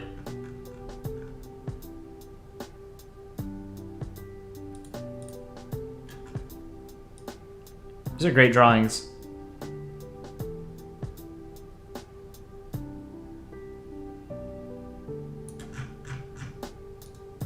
Great art style. Really like it. Sorry I got distracted.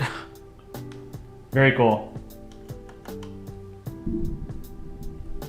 AHAW Federation. Dang, seems I'm not recognized from the Polandball chat stream. Nonsense. You've entered, I think, almost every single contest. Right? You were here when we had fewer than 10,000 subs, if I remember correctly. Chat moves a lot more quickly than it did, 6 months ago, so... I can't read every single message. And then, what is this? Poland is shaped like a square. Poland should be a cube. It is a very square-looking country.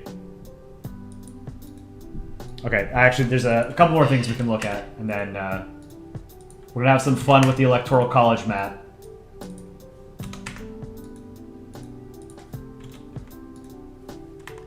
All right, Frog Lord. I think we showed this on stream a couple days ago, maybe yesterday, but it's been updated a little bit more. This is great. I love how people do sort of nebulas or whatever with like these lighter and darker shades of blue and sort of irregular shapes. I think that's really, really well done. This is excellent.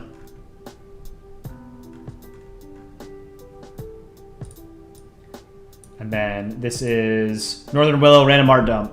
Ya cannot into die. Poland. It's you guys who will die from this, not me. True, the Earth will be fine. The rest of us, not so much. It's a bunch of satellites. Is this a biblically accurate angel? And then Northern Willow's profile picture. Very cool. Vampire. Or a dragon person or something. It's got wings. Cannot wait to see planet balls become more prominent once we colonize the solar system and beyond. You're gonna die before that happens, unfortunately. The youngest person in stream right now is not gonna live to see us colonize the solar system. Yeah, let me check my email real quick, and then we'll do Electoral College stuff.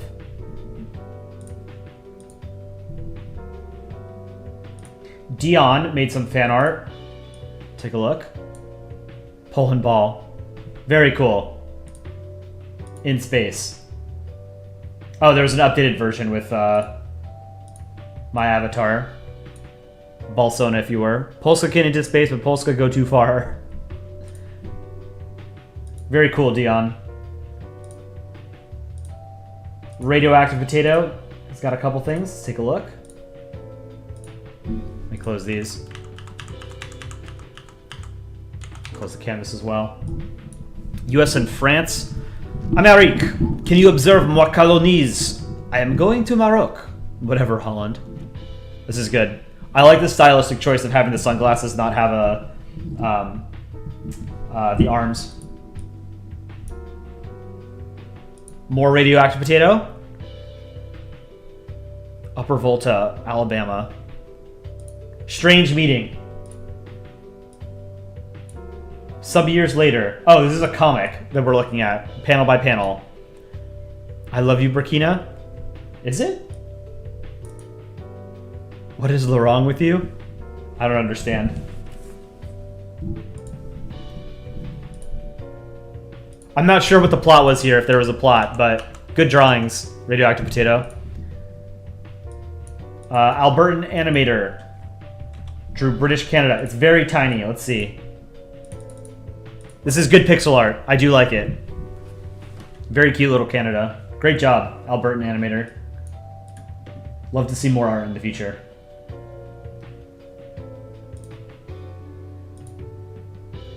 All right, now, I don't think Dick Rhino's going to join us, so we are going to do some electoral predictions, because that's always fun. Something that a lot of people do ahead of a presidential election in the US, because it's great television.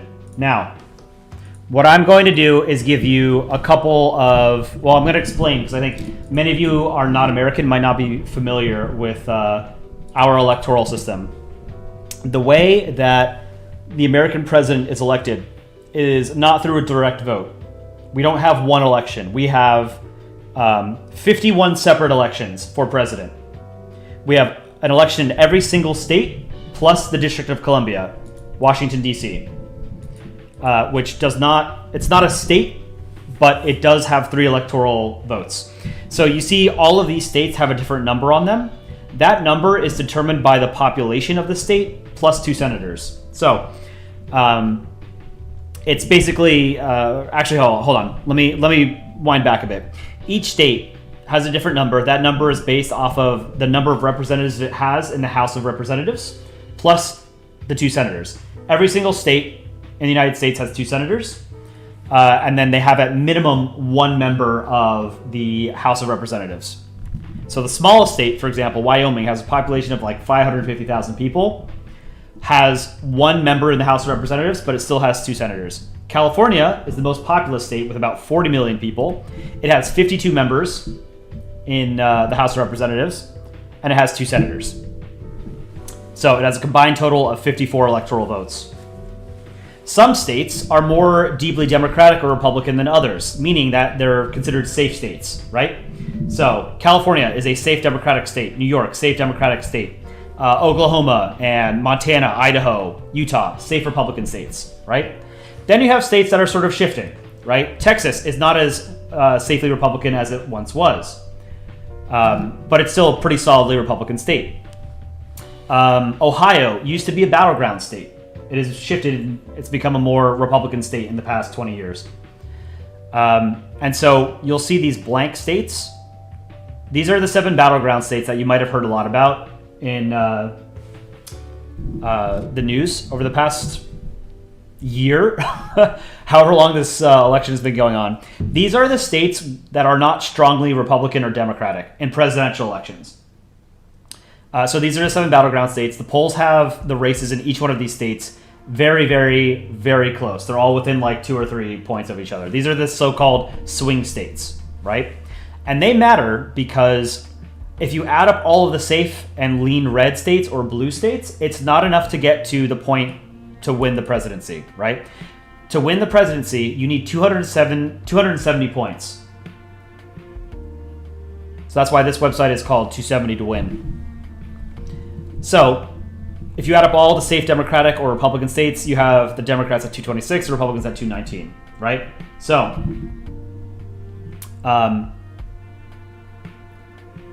whoever wins is going to have to win enough of these battleground states or swing states to put them over 270.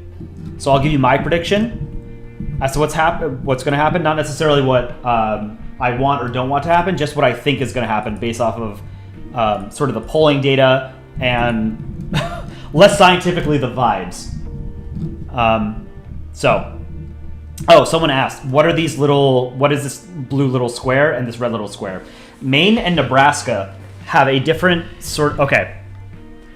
every single state and Washington, D.C., except for Nebraska and Maine, award every single one of their points to whoever wins the popular vote in their state, right? Whoever wins the most votes, a plurality of votes. Not necessarily a simple majority, but a plurality of votes. So Kamala Harris is going to win California tomorrow with like 60+% of the vote, right? So she's going to get all 54 points. Donald Trump is going to win Oklahoma tomorrow. He's going to get all 7 of those points.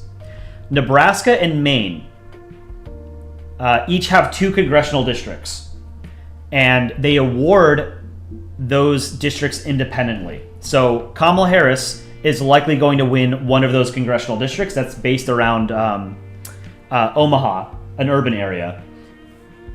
So she'll win 1 point there, most likely. Similarly, in Maine, there's a rural congressional district that Donald Trump is likely to win. So those are the only 2 states that do it. And there was something of like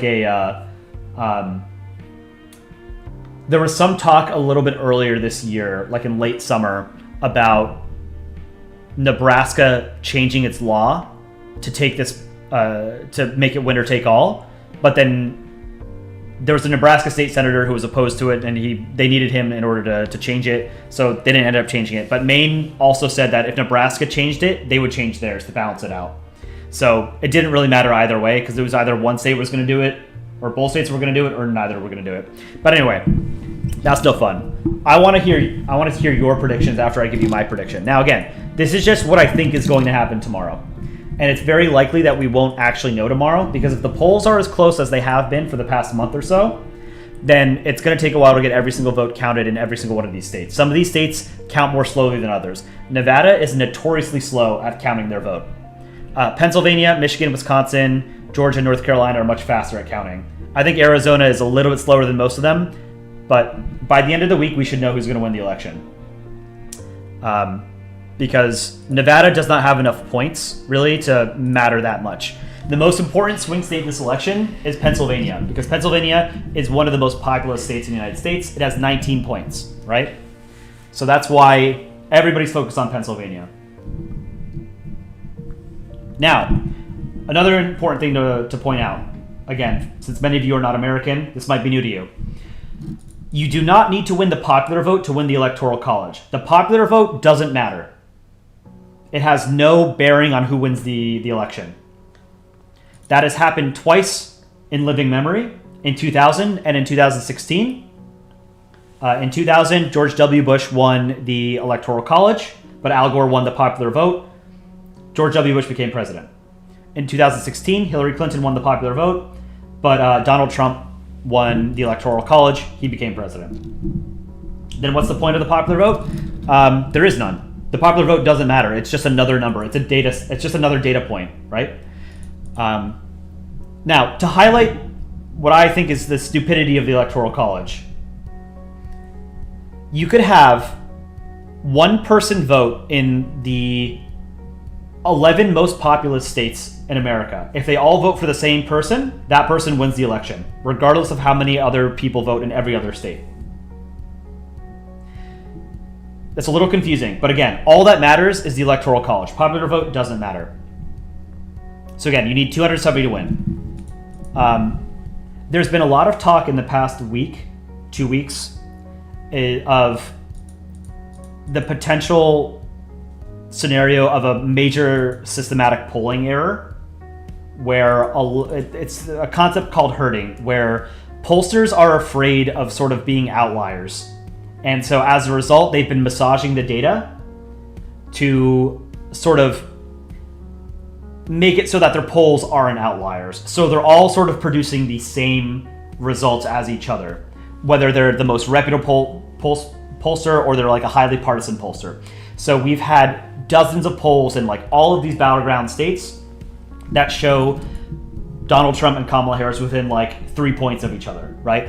Now, the reason why a lot of people think that there might be a systematic polling error here is because the likelihood of dozens of polls in 7 different states for months on end being all within 3 points of each other is incredibly unlikely, like 1 in billions, you know?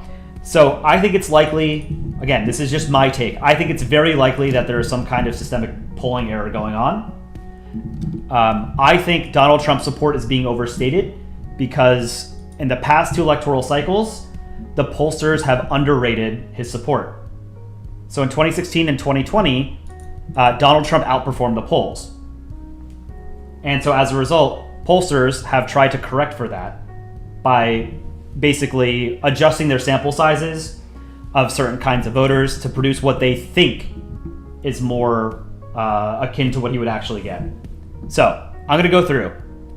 These are the 7 states that matter. Nevada, I think Donald Trump is going to win. I think he's going to win Arizona. I think he's going to win Georgia.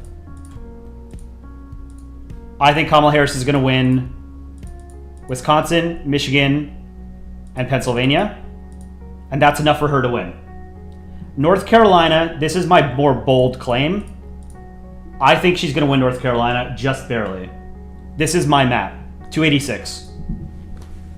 This is what I think is going to happen. I think this election is about as close to a coin flip as it gets. It's possible that this is going to be completely wrong. This is just my prediction. Just a prediction. I think it's also likely that Trump could win Pennsylvania. That puts him over the top, 271. Pennsylvania is the most important state in this election. But the polls have, over the past couple of weeks, well, really, since like Kamala Harris entered the race, she's been consistently ahead by about 2 points in basically all of the polls in Pennsylvania. There's a few here and there where Trump does a little bit better, but the trend has been a fairly consistent 2-point lead or so for Kamala Harris in Pennsylvania. And it's just, the numbers are just such that Pennsylvania is the most important state this election. So my bold claim is that I think she carries North Carolina as well. One of the reasons is because I think the Republican gubernatorial candidate in North Carolina is a very controversial figure. And I think that's going to drag Donald Trump down in North Carolina. So I think there will be something of a reverse coattails effect. And I think Kamala Harris will win North Carolina. But this is what I think is going to happen this election. I think I think that there is a systemic polling error because there has been in 2016 and 2020, and I think they've overcorrected. And just polling is flawed just in general because polling only polls people who answer polls, right? The people who answer polls are not normal people. Normal people don't answer polls. I'm sort of a politically attuned person. I've never once answered a poll, either by text or phone.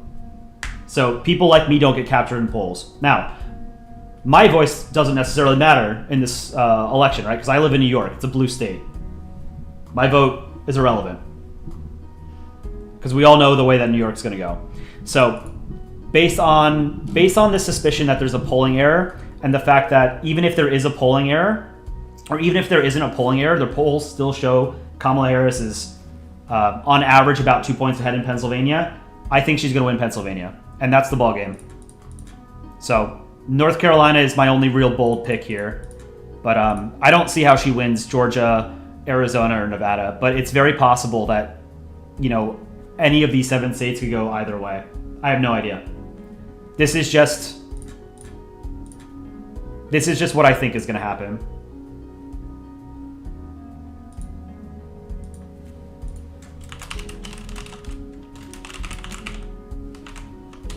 So now I'm curious. We're going to go straight into a controversial poll. Who do you think is going to win tomorrow? Kamala Harris or Donald Trump? Juju Hakushu, Sunbelt, and Pennsylvania Trump, Michigan and Wisconsin to Kamala. I think Trump is more likely to win Wisconsin than Pennsylvania. But that's another thing that since you mentioned that, another thing that I need to mention is that the demographics in Wisconsin, Michigan, and Pennsylvania over the past 8 years have gotten slightly better for Democrats than for Republicans.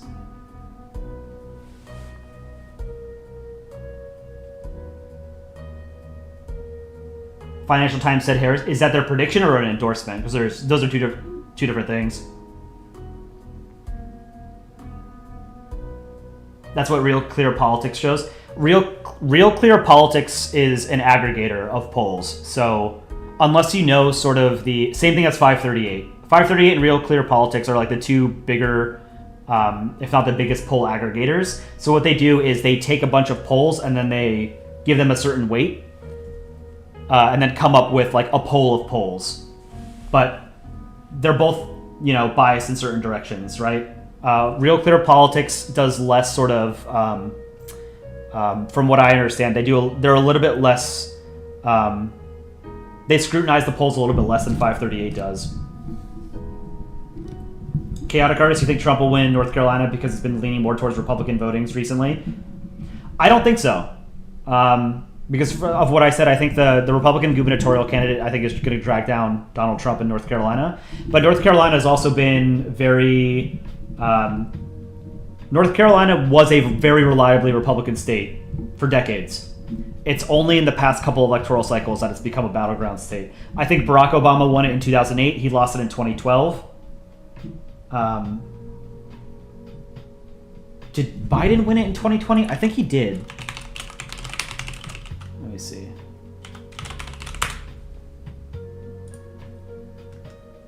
No, he didn't. Okay. So, I mean, both anecdotally and statistically, a lot of people from the Northeast have been moving to North Carolina, and it's been turning blue as a result. Because the Northeast is one of the bluest parts of the country, right? It's overwhelmingly blue. Like New York, New Jersey, Connecticut, Massachusetts, Rhode Island, Vermont, New Hampshire and Maine a little bit less so, but these are overwhelmingly Democratic areas. And so a lot of people have been leaving this area over the past 10 years, but was accelerated by the pandemic because of the cost of living. The cost of living in the Northeast is incredibly high relative to other parts of the country. North Carolina is a much lower cost of living area than New York or Connecticut or Rhode Island or New Jersey. So a lot of Democratic voters in these states have been moving to places like North Carolina. That's exactly what happened with Virginia about 20 years ago. Virginia was a red state. It's a blue state now because a lot of people have been moving from the Northeast and some places like California to Northern Virginia in particular, like the suburbs of Washington, D.C. Very, very blue area. Northern Virginia, NOVA as we call it.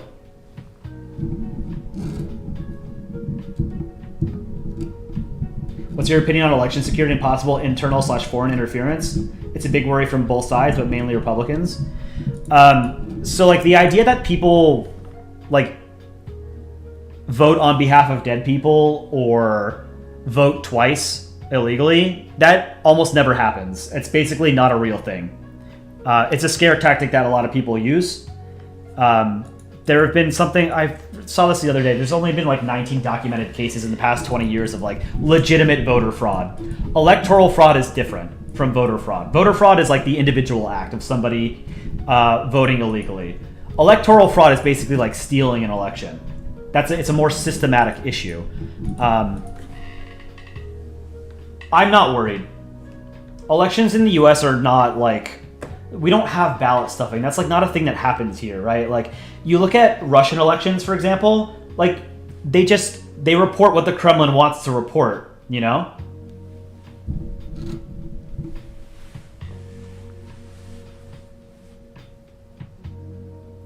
But foreign interference in elections it's always sort of been there. It's more prevalent now in sort of like the internet age because it's a lot easier to do, right? And it's not like the Russians are going in and flipping votes, you know? It's more that like they're amplifying sort of the divisions that already exist in American politics through Instagram, Twitter, YouTube, Twitch, whatever.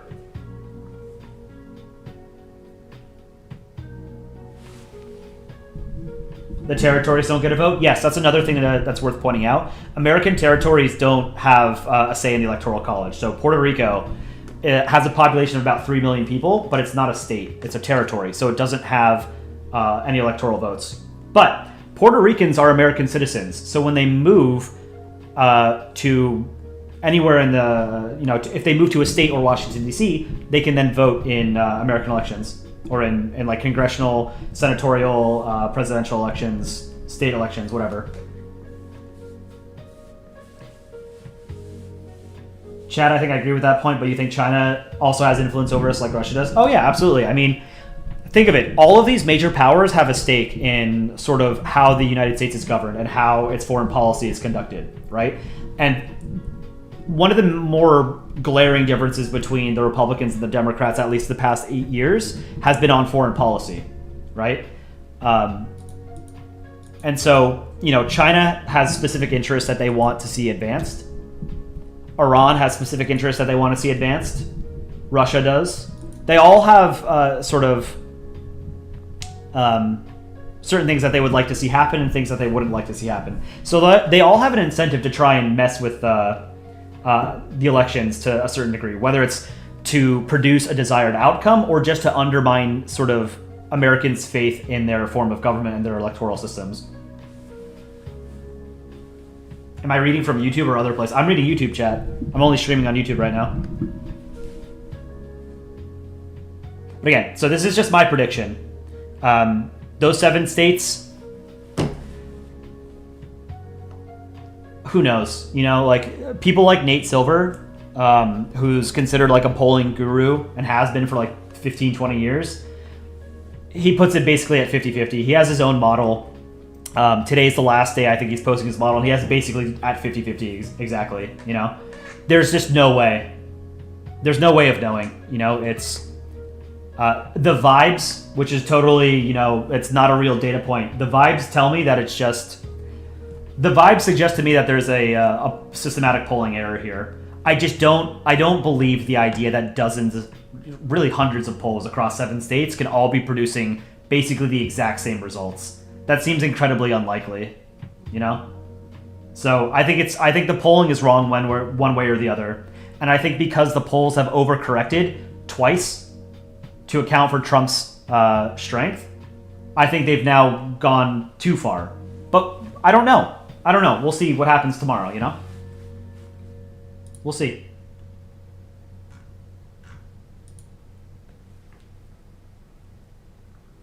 If Democrats win, will January 6th happen again? How bad will political tension be in the years coming? Will Trump run in 2028? No, I don't think a thing like January 6th would happen again, primarily because it's a different party in power right now.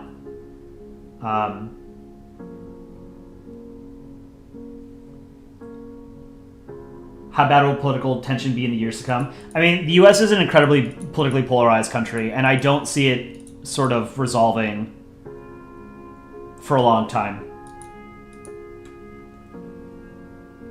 Will Trump run in 2028? If he loses, I don't think he does. If he wins, I could see him, you know, like trying to convince Congress to change Congress or the states to amend the Constitution to allow him to run for a third term, but I don't think he would be able to. I think amending the Constitution is such a monumentally difficult thing to do. It's basically like a non-starter. So either way, no, I don't think Trump is running in 2028. Whether he wants to or not, whether he wins or not, I think this is his last election. He's also old, you know? He's 78. He would be 82 in 2028.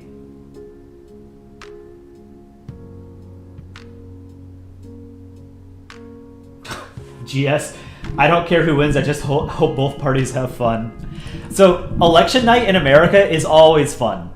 At least for political junkies like me. Like, I love watching election night coverage. It's a bunch of, you know, nonsense. It's just, you know, talking heads. Like what I'm doing right now, it's just people discussing it, right? But like if you like discussing politics, then election night is like Christmas for you, you know? But the results, how you feel about the results depends on, you know, sort of how you lean politically. But we'll see. We're not going to know. I would be surprised if we knew for sure tomorrow. I think the only way that we're going to know for sure tomorrow is if it's an absolute Democratic blowout. Because it's basically impossible that the polling is understating Republican strength by an enormous margin. It's more likely that the polls are understating Democratic strength. So I think the likelihood of these, just ranking them in order of three, these four sort of options, or four scenarios. I think the likeliest outcome is a slight Kamala Harris win. I think the second likeliest outcome is a Kamala Harris blowout. I think the third likeliest is first likeliest is a slight Democratic win. Second likeliest is a slight Republican win. Third likeliest is a Democratic blowout. Fourth likeliest is a Republican blowout. The Republican Party has not won the popular vote. The Republican Party has only won the popular vote and I know the popular vote doesn't matter, but it is an indication of popularity to a degree, right? Hence the term. The only time since 1992 that the Republicans have won the popular vote was in 2004, when George W. Bush was running for re-election. So the idea that there's like this massive population of people that support the Republican Party that aren't being counted, and that millions more people are out there that could contribute to a Republican blowout, the math just doesn't work, you know? So I like the odds of a Republican blowout, they're not there, you know? So I think this is going to be a close election either way. But I think a Democratic blowout is more likely than a Republican blowout. But yeah, this is my map. This is my prediction. So let's end this poll. These are about the odds that I would put. You guys, who do you think would win? 54% Harris, 45% Trump, 46% Trump. That's basically what I would put the odds at, you know, based on nothing other than vibes and the, you know, sort of the polling data that we have. I think it's a coin flip with a very, very slight edge to Kamala Harris. That's it. But we'll see. We'll find out. Tomorrow we start getting results.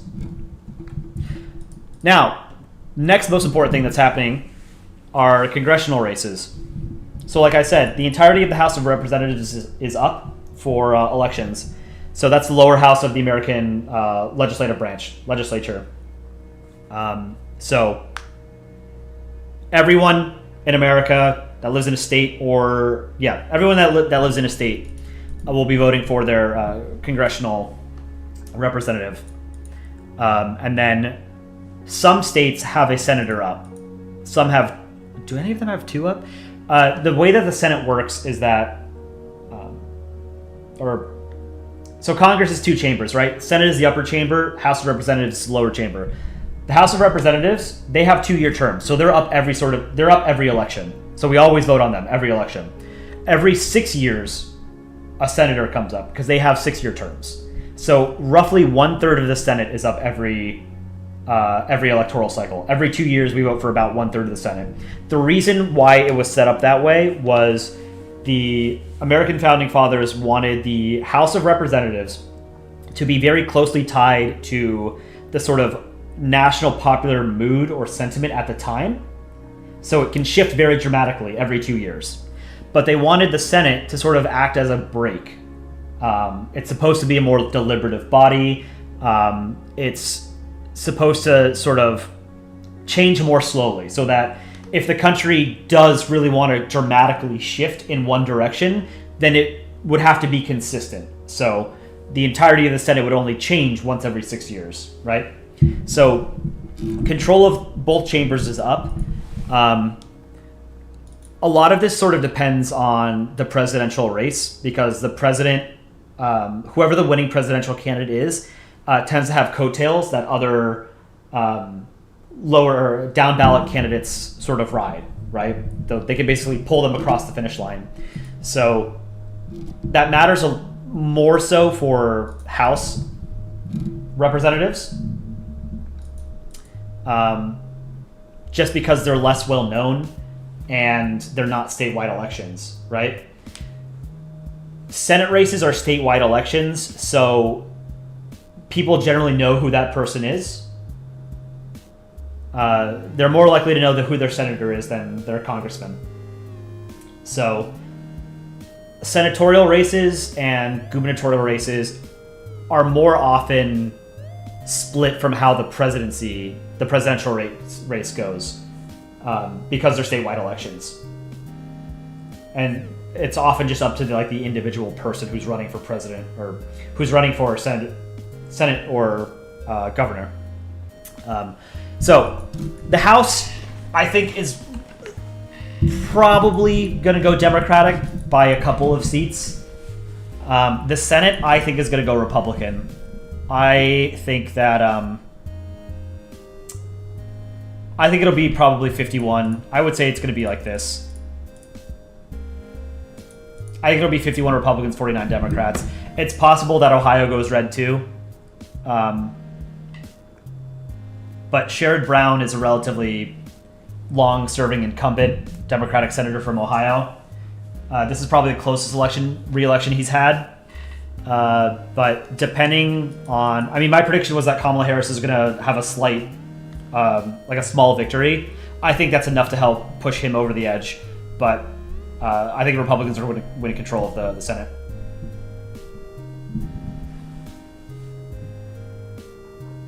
So those are my predictions. I think Kamala Harris has a slight victory with 286. I think she wins of the battleground states. I think she's going to win Wisconsin, Michigan, Pennsylvania, North Carolina, and Donald Trump's going to win Nevada, Arizona, and Georgia. I think the Republicans are going to take the Senate, 51-49, and I think the Democrats are going to take the House by a slight maybe like a 4 or 5 seat majority. The House usually takes a much longer time to figure out because there's 435 races to count, elections to count. Do you think over time California will become more red? It depends. California used to be a reliably Republican state. It changed after there was a proposition back in the early 90s that had to do with, God, what was it?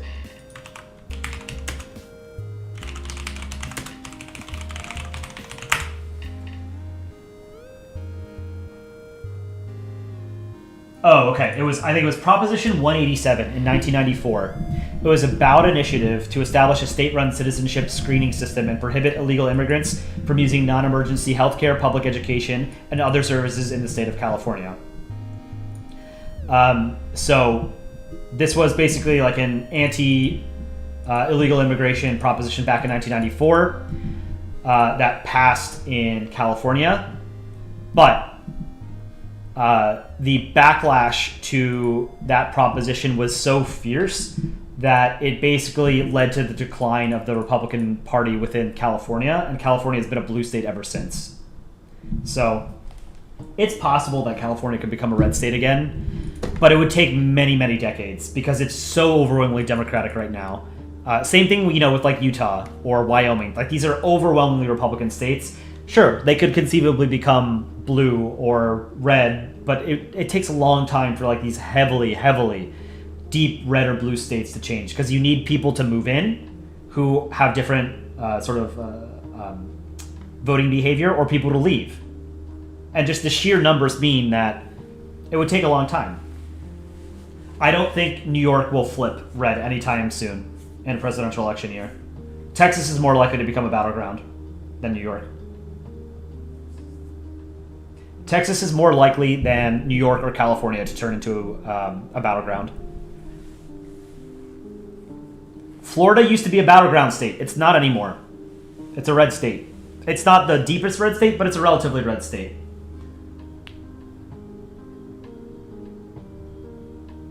Do I think the war in Gaza could flip the election in Michigan? I don't think so, no. I think there aren't enough voters that care about it to make a difference in Michigan. It's just too small of a population. And for a lot of people who care about the war in Gaza, it's not usually their top issue. So it's not necessarily a make or break issue for a lot of voters, but I could be wrong. I don't know. I don't think the numbers are there for it to make too much of a difference.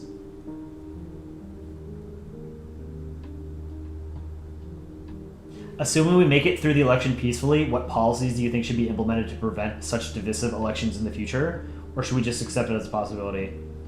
I don't know. That's a $1 million question. I don't know. I don't think anybody can answer that and with a straight face. I don't know. It's just the root causes of polarization in America are so deeply ingrained that I just don't see them resolving in my lifetime. I think short of like something like a Great Depression or a major war, I don't think we're going to get to some sort of new political alignment where we have sort of a dominant political system, right? Like the two most recent political systems that sort of describe decades-long trends in America were sort of the New Deal era, which lasted from FDR's first election in 1932 to about like the mid-1970s. And that was when Democrats were generally the dominant party for about 40 years, right? And then that was replaced in the mid to late 1970s with the more neoliberal political system that has sort of existed since then, but where the Republicans have been generally more dominant, but not quite as dominant as, say, the Democrats were during the New Deal political system. I think we're in a transitory period right now where we're sort of leaving that political system behind and we're sort of entering a new political system. I don't know what that new political system is going to look like, but I do think that the old sort of political system that sort of defined my life up until 2016, I think that political system is dead. It's just the new one hasn't sort of solidified yet, if that makes sense.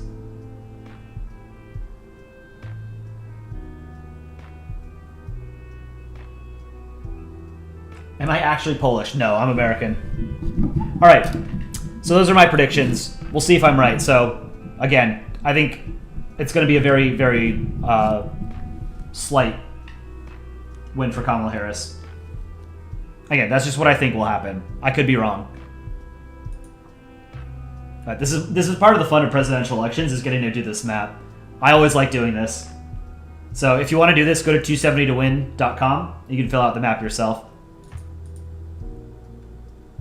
Why do I sound Canadian? Damn, do I? I don't think I do. I mean, I voiced Canada in our shorts. Hey, Shady Open Federation. I'd rather not, to be honest, if that's all right. All right, so the last thing I said I was going to do on stream was play a game made by our very own Yachter, one of my personal favorite Polandball artists. Let me see if I can find it. Okay, I've never played this game before, but it's called Doki Doki Autocracy Club. Yachter made this game. Chicken Scuttle Monkey made the music for it. This game is not for children or the easily triggered. So, if you're a kid or a snowflake, go play Minecraft. Viewer discretion is advised. All countries... Oh, okay, I missed it. All right. Press spacebar or click to play. Let's see what this is.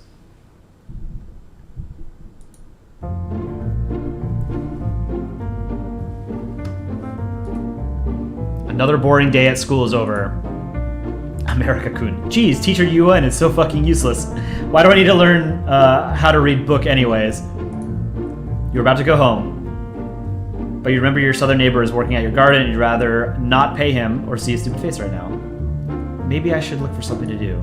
Suddenly, you hear a voice calling you from the door. You see a beautiful girl with a big pair of Ural Mountains on her chest. Привет, you are America. Oh, come on. I can't say these things. Привет, move Imya Rosia. Yeah, so glad you found you at this late hour. Let me turn the music down.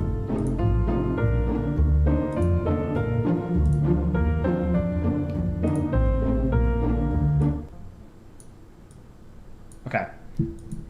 Russia has always been the hottest girl in the Eastern Bloc, though she has always been quite isolationist with the West. So you wonder why she's talking to you right now. Well, hi, howdy doing? Howdy doing? Is that really your best pickup line? Yeah, I was wondering, do you have selected an Aktivinost club for after Skola? Well, I was thinking on going to join the NATO club this year again. NATO club? Niet. They are such bullies. I mean, they ain't that bad. And such degenerates. Do you know they just admitted Svestia? Is that Sweden? Yeah, well, Sweden's super gay, but... And Germania, such a mean girl. How can you relate to her? Well, you'll see, I was thinking, maybe you can help me instead. You feel Russia's territory getting close to your Alaska, and you can't help to want to cross the Bering Strait between you two. Help you with what, exactly? It's nothing, really. It's only, I was starting my own access. Yeah, I mean, club. After Skol Club. No, we need at least 5 tovarishi to be recognized as an official threat by the world. And I wanted to invite you to join. I mean, I don't know. I promised the NATO guys. At least you could come and see if you would like before making decisions, da? You will compromise. Well, I guess I could. Besides, do you really want to meet with Canada all day? And my accent turned into German for a second. You and Russia arrive at the classroom, where Russia's club gets together. To your surprise, the other members of the club turn out to be 3 beautiful girls. North Korea. Hey, who is Imnika? This is John Club for girls only. Relax. Now let me introduce you to members of the club. Eto is Kite. Ona is very talented at economica and arts and crafts.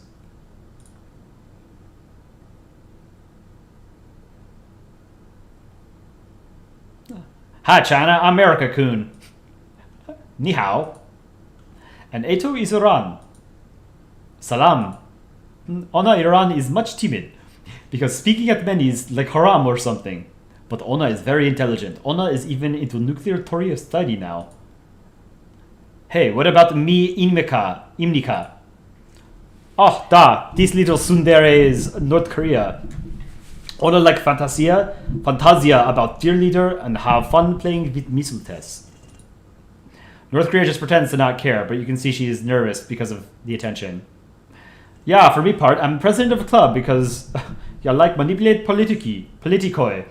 You also like winning gold medal at Olympic. Yeah, with the help of steroid drugs in Nibida. Russia gives a warning with her eyes to North Korea, who just brushes it off. What you know is true, Simonida. Is no, like, not try to make you look bad with cute new guy or anything in Mida. When North Korea realizes she just called you cute, her face gets red as the communist flag and runs away. Anyway, it's always everyone. Nice to meet y'all. You have to admit, compared with the idiots in NATO, these girls seem pretty chill and they are kind of cute. So what do you do in this club anyways? Well, I'd like to play Territorial Aneski. You know, for fun. Territorial annexations? Da! You do like try Anetski, da? America, you know, you but dirty, ya heard? You annexi half your territoria. Russia gets so close that you can almost see her Kaliningrad, and you cannot help to get excited about all of her annexi talk. Yeah, well, that was long ago. We young use wall games in the board, who made light there. You see a state-of-the-art electronic board with a globe map and the latest statistics of different armies and firepower of different countries. They use cute hand-painted miniatures and 20-sided dice. Whoa, this is pretty good. You make it all by yourself? Yes. Kite here can see any technology and make perfect copy of it. No need of plans, no regard for patents or intellectual property. Well, gotta say, that's impressive. Ah. Oh no, this is North Korea. Hey, and not forget my cupcakes imnida. Oh, da, North Korea makes some very good mud cupcakes. Mud cupcakes, like with actual mud? Well, da, mud is made food source in North Korea. North Korea hands you a cupcake. It is made of mud and some grass.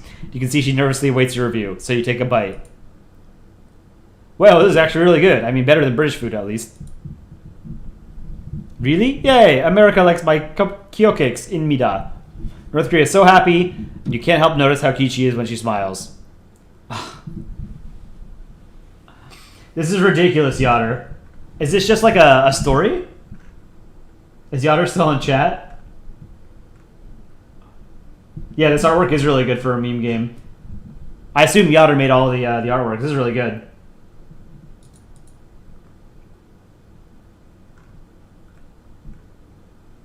This game is inspiring me to make games, your own Country Ball parodies of games.